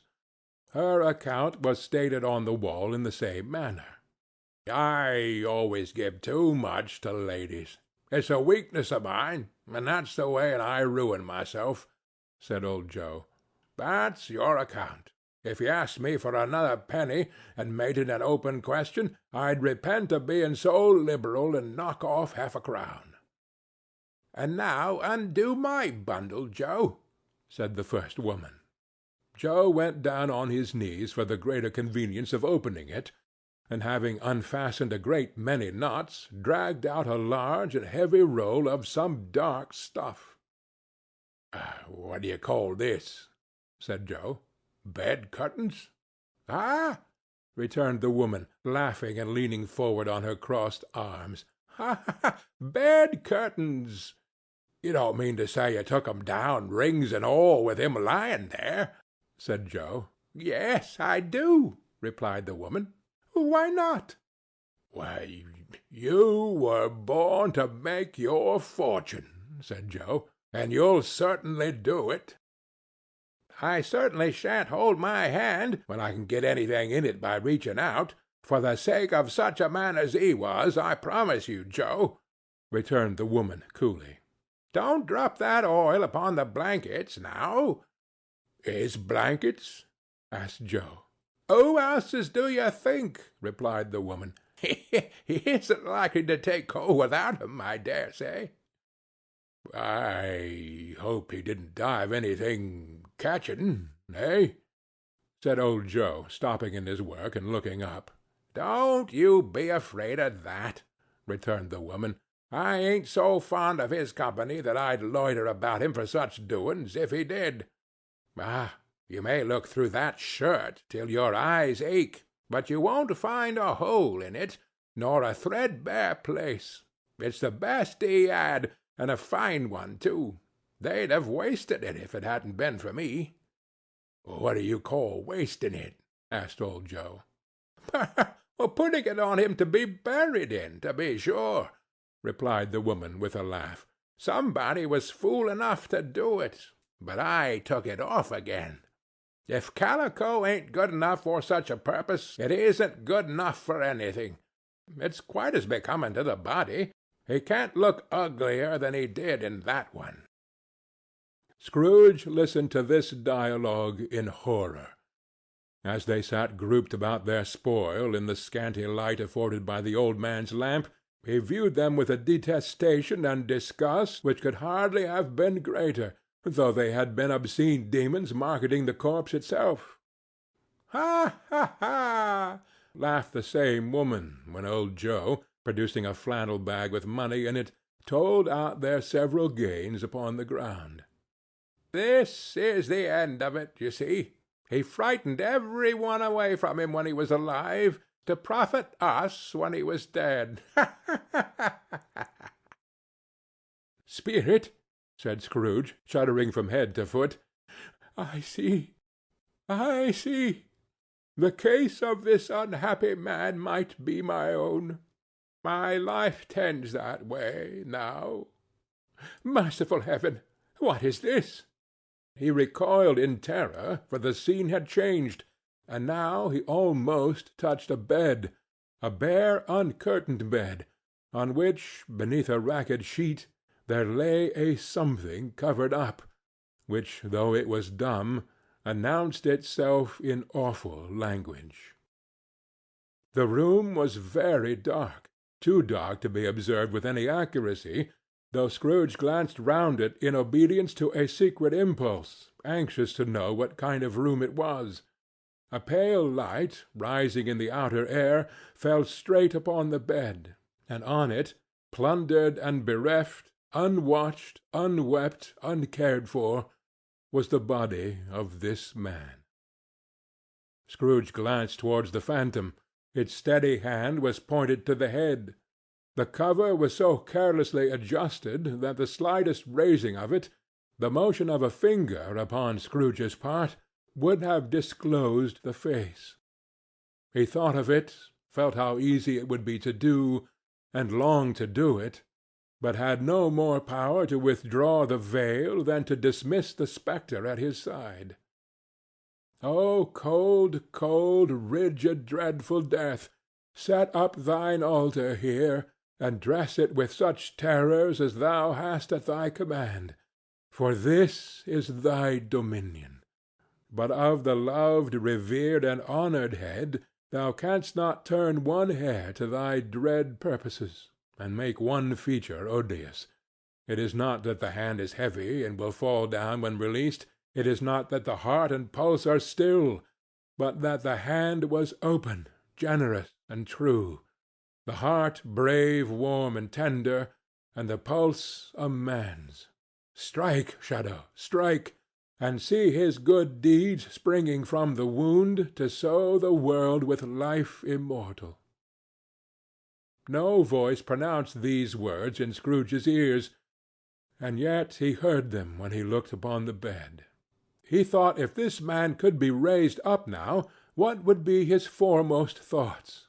Avarice, hard-dealing, griping cares? They have brought him a rich end, truly. He lay in the dark, empty house, with not a man, a woman, or a child to say that he was kind to me in this or that, and for the memory of one kind word I will be kind to him. A cat was tearing at the door, and there was a sound of gnawing rats beneath the hearthstone. What they wanted in the room of death, and why they were so restless and disturbed, Scrooge did not dare to think. "Spirit," he said, "this is a fearful place. In leaving it, I shall not leave its lesson. Trust me. Let us go." Still the ghost pointed with an unmoved finger to the head. "I understand you," Scrooge returned, "and I would do it if I could. But I have not the power, Spirit. I have not the power." Again it seemed to look upon him. "If there is any person in the town who feels emotion caused by this man's death," said Scrooge, quite agonized, "show that person to me, Spirit. I beseech you." The phantom spread its dark robe before him for a moment like a wing, and withdrawing it revealed a room by daylight, where a mother and her children were. She was expecting some one, and with anxious eagerness, for she walked up and down the room, started at every sound, looked out from the window, glanced at the clock, tried but in vain to work with her needle, and could hardly bear the voices of the children in their play. At length the long-expected knock was heard. She hurried to the door and met her husband, a man whose face was careworn and depressed, though he was young. There was a remarkable expression in it now, a kind of serious delight of which he felt ashamed, and which he struggled to repress. He sat down to the dinner that had been hoarding for him by the fire, and when she asked him faintly what news, which was not until after a long silence, he appeared embarrassed how to answer. "Is it good," she said, "or bad?" to help him. "Bad," he answered. "We are quite ruined?" "No, there is hope yet, Caroline." "If he relents," she said, amazed, "there is? Nothing is past hope, if such a miracle has happened." "He is past relenting," said her husband. "He is dead." She was a mild and patient creature if her face spoke truth, but she was thankful in her soul to hear it, and she said so with clasped hands. She prayed forgiveness the next moment, and was sorry, but the first was the emotion of her heart. What the half-drunken woman whom I told you of last night said to me, when I tried to see him and obtain a week's delay, and what I thought was a mere excuse to avoid me, turns out to have been quite true. He was not only very ill, but dying then. To whom will our debt be transferred? I don't know, but before that time we shall be ready with the money, and even though we were not, it would be a bad fortune indeed to find so merciless a creditor in his successor. We may sleep to-night with light hearts, Caroline. Yes, soften it as they would, their hearts were lighter. The children's faces, hushed and clustered round to hear what they so little understood, were brighter, and it was a happier house for this man's death. The only emotion that the ghost would show him, caused by the event, was one of pleasure. "Let me see some tenderness connected with a death," said Scrooge, "or that dark chamber, spirit, which we leave just now, will be for ever present to me." The ghost conducted him through several streets familiar to his feet, and as they went along, Scrooge looked here and there to find himself, but nowhere was he to be seen. They entered poor Bob Cratchit's house, the dwelling he had visited before, and found the mother and the children seated round the fire. Quiet, very quiet. The noisy little Cratchits were as still as statues in one corner, and sat looking up at Peter, who had a book before him.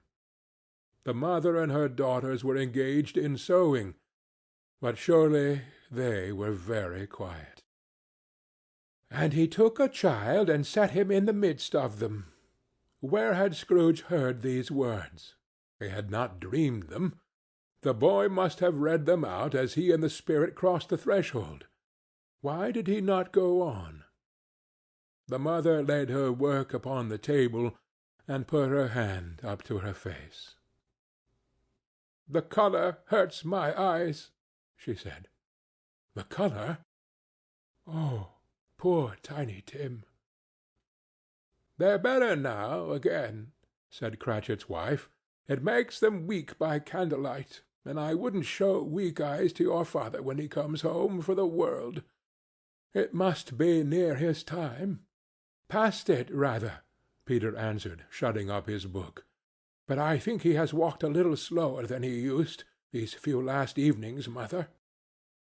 They were very quiet again. At last she said, and in a steady, cheerful voice that only faltered once, I have known him walk with Tiny Tim upon his shoulder, very fast indeed." "And so have I," cried Peter, "often." "And so have I," explained another. So had all. "But he was very light to carry," she resumed, intent upon her work, "and his father loved him, so it was no trouble, no trouble. Ah, and there is your father at the door." She hurried out to meet him, and little Bob, in his comforter—he had need of it, poor fellow—came in. His tea was ready for him on the hob, and they all tried who should help him to it most. Then the two young Cratchits got upon his knees and laid, each child a little cheek, against his face, as if they said, "Don't mind it, father. Don't be grieved." Bob was very cheerful with them, and spoke pleasantly to all the family.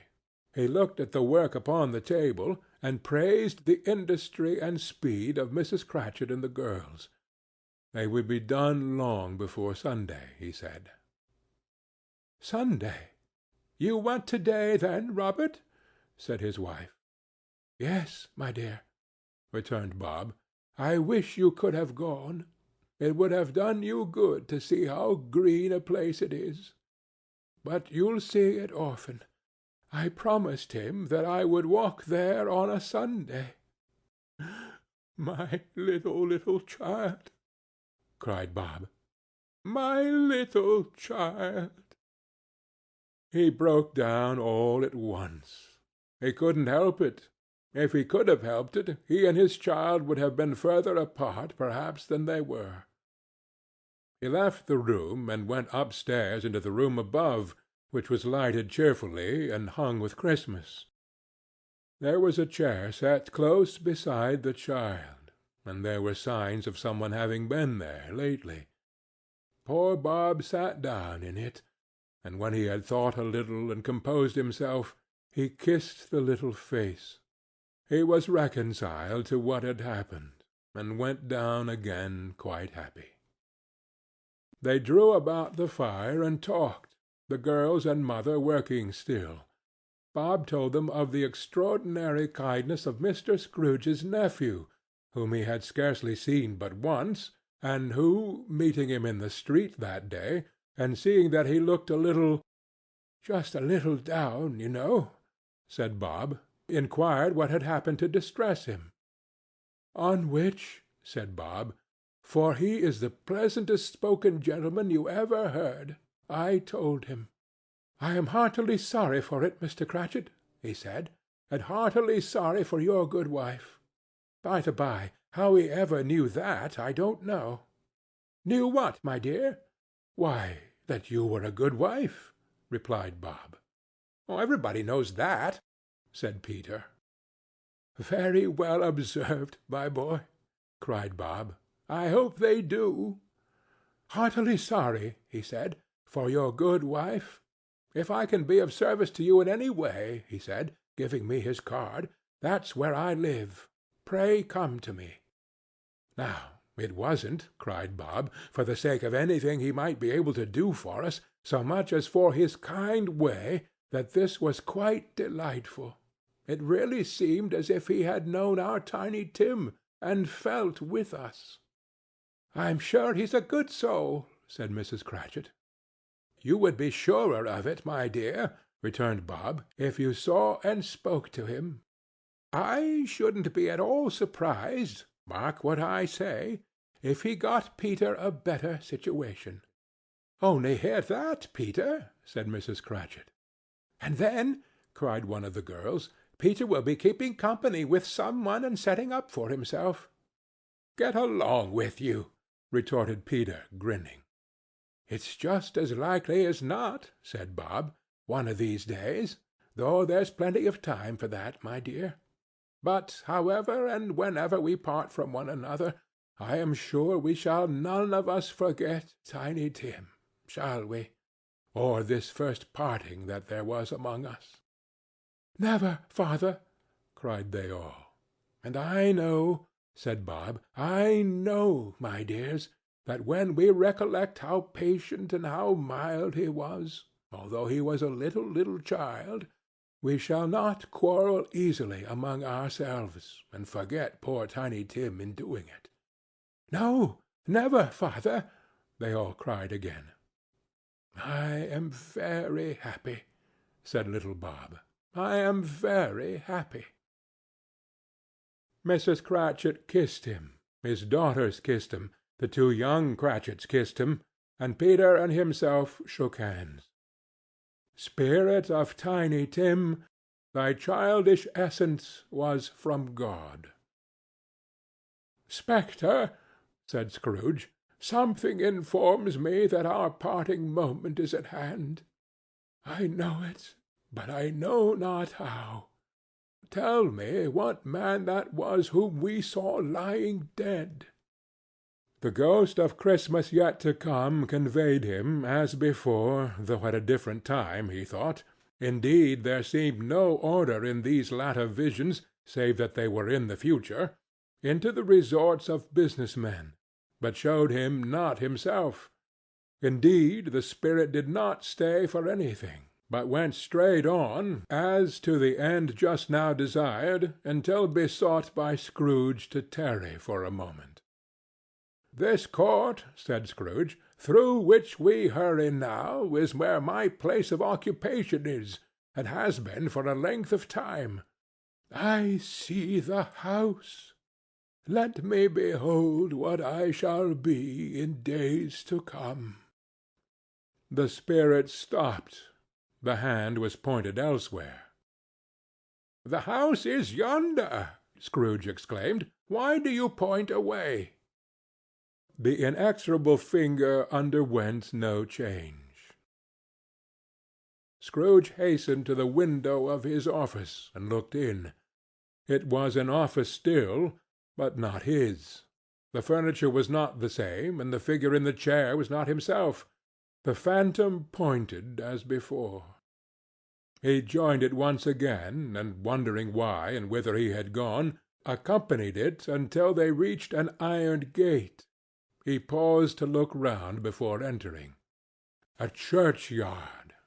Here, then, the wretched man whose name he had now to learn lay underneath the ground.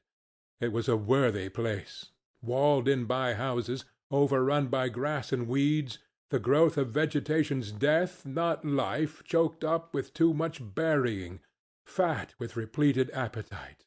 A worthy place. The spirit stood among the graves, and pointed down to one. He advanced towards it trembling. The phantom was exactly as it had been, but he dreaded that he saw new meaning in its solemn shape. "Before I draw nearer to that stone to which you point," said Scrooge, "answer me one question. Are these the shadows of the things that will be, or are they the shadows of things that may be only?" Still the ghost pointed downward to the grave by which it stood. "Men's courses will foreshadow certain ends, to which, if persevered in, they must lead," said Scrooge. "But if the courses be departed from, the ends will change. Say it is thus with what you show me." The spirit was unmovable as ever. Scrooge crept towards it, trembling as he went, and, following the finger, read upon the stone of the neglected grave his own name, Ebenezer Scrooge. "Am I the man that lay upon the bed?" he cried upon his knees. The finger pointed from the grave to him and back again. "No, spirit! No, no, no!" The finger still was there. "Spirit!" he cried, tightly clutching at its robe. "Hear me! I am not the man I was. I will not be the man I must have been but for this intercourse. Why show me this if I am past all hope?" For the first time the hand appeared to shake. "Good spirit," he pursued, as down upon the ground he fell before it, "your nature intercedes for me, and pities me. Assure me that I yet may change these shadows you have shown me by an altered life." The kind hand trembled. "I will honor Christmas in my heart, and try to keep it all the year. I will live in the past, the present, and the future. The spirits of all three shall strive within me. I will not shut out the lessons that they teach. Oh, tell me I may sponge away the writing on this stone." In his agony he caught the spectral hand. It sought to free itself, but he was strong in his entreaty, and detained it. The spirit, stronger yet, repulsed him. Holding up his hands in a last prayer to have his fate reversed, he saw an alteration in the phantom's hood and dress. It shrunk, collapsed, and dwindled down into a bedpost. Stave 5. The end of it. Yes, and the bedpost was his own. The bed was his own. The room was his own. Best and happiest of all, the time before him was his own to make amends in. "I will live in the past, the present, and the future," Scrooge repeated, as he scrambled out of bed. "The spirits of all three shall strive within me. Oh, Jacob Marley, heaven and the Christmas time be praised for this! I say it on my knees, old Jacob, on my knees." He was so fluttered and so glowing with his good intentions that his broken voice would scarcely answer to his call. He had been sobbing violently in his conflict with the spirit, and his face was wet with tears.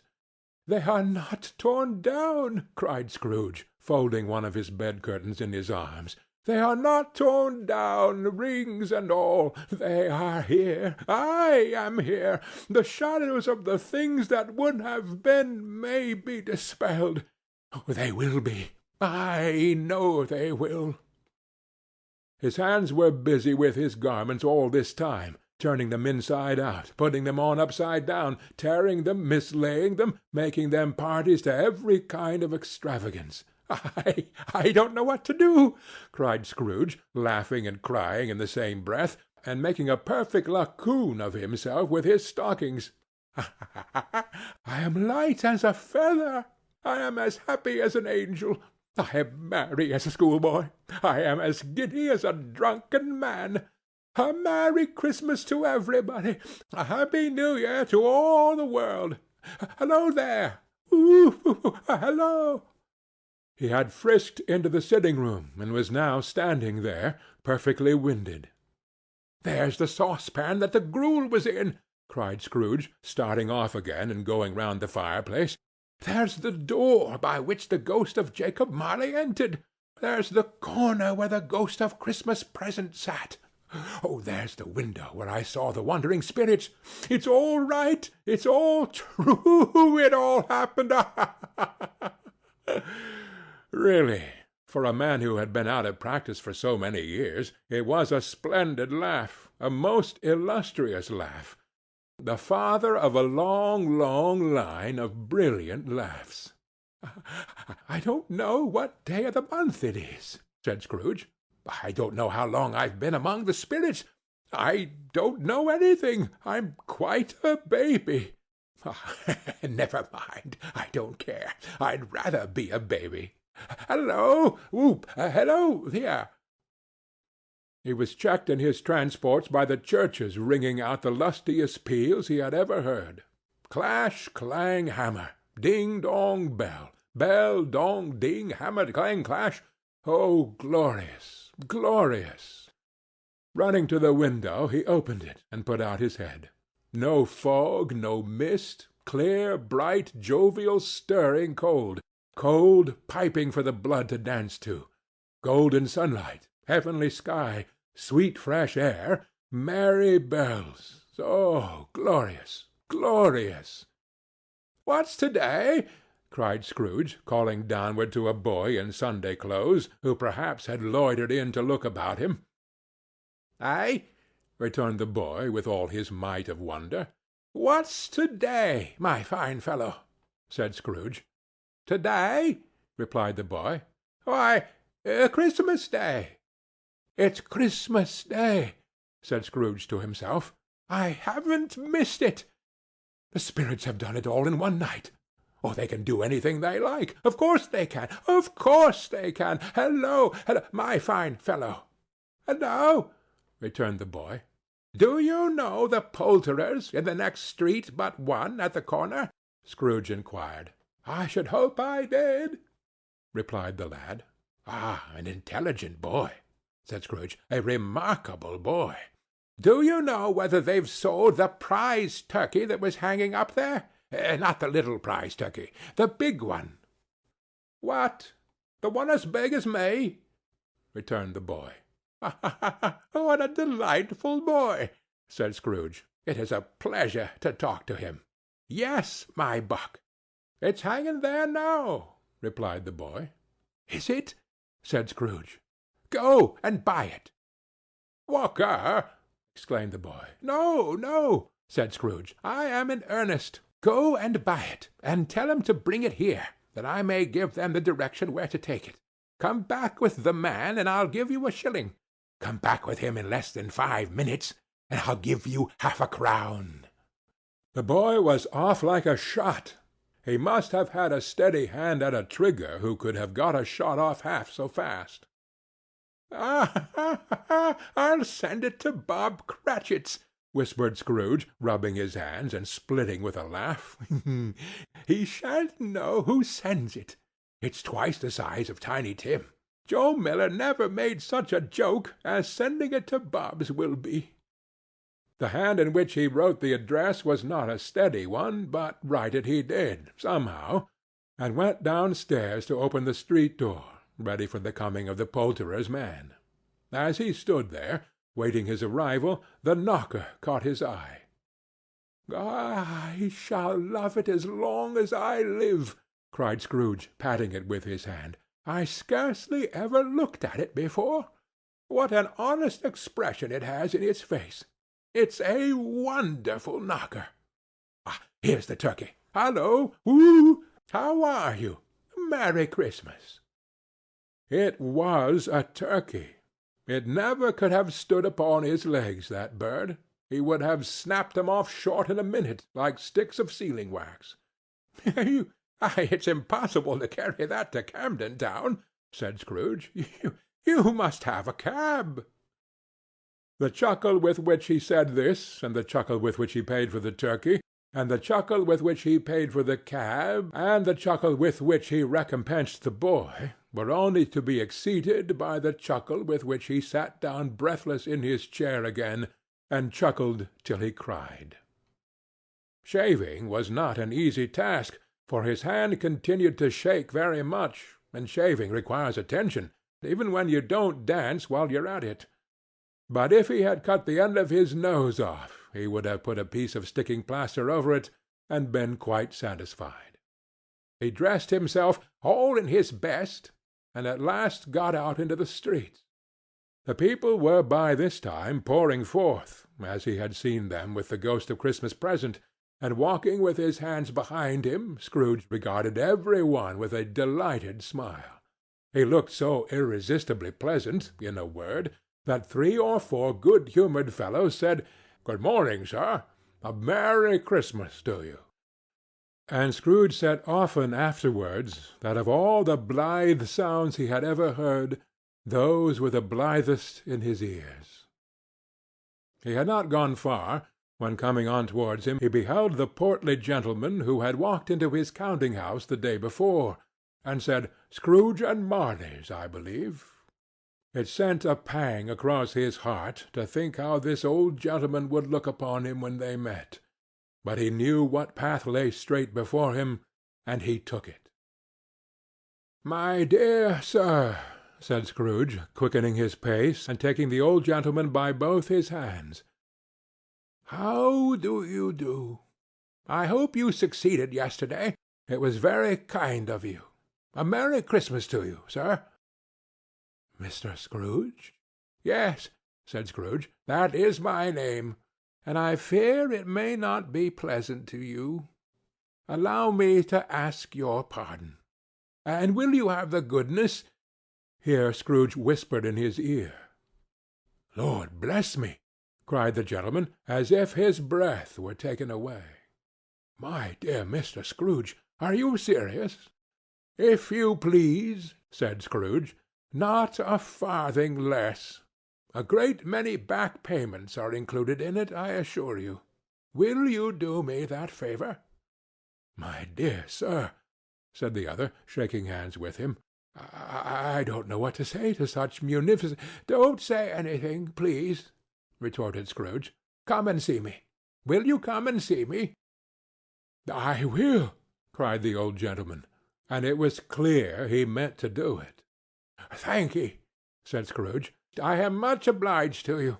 I thank you 50 times. Bless you."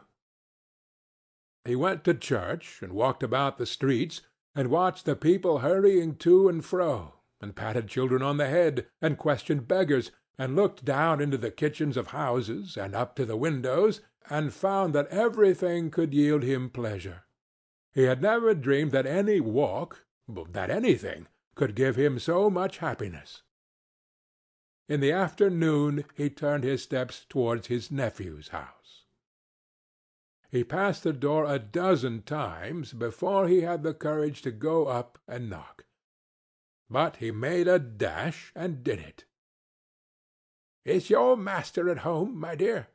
said Scrooge to the girl. "Nice girl. Very." "Yes, sir." "Where is he, my love?"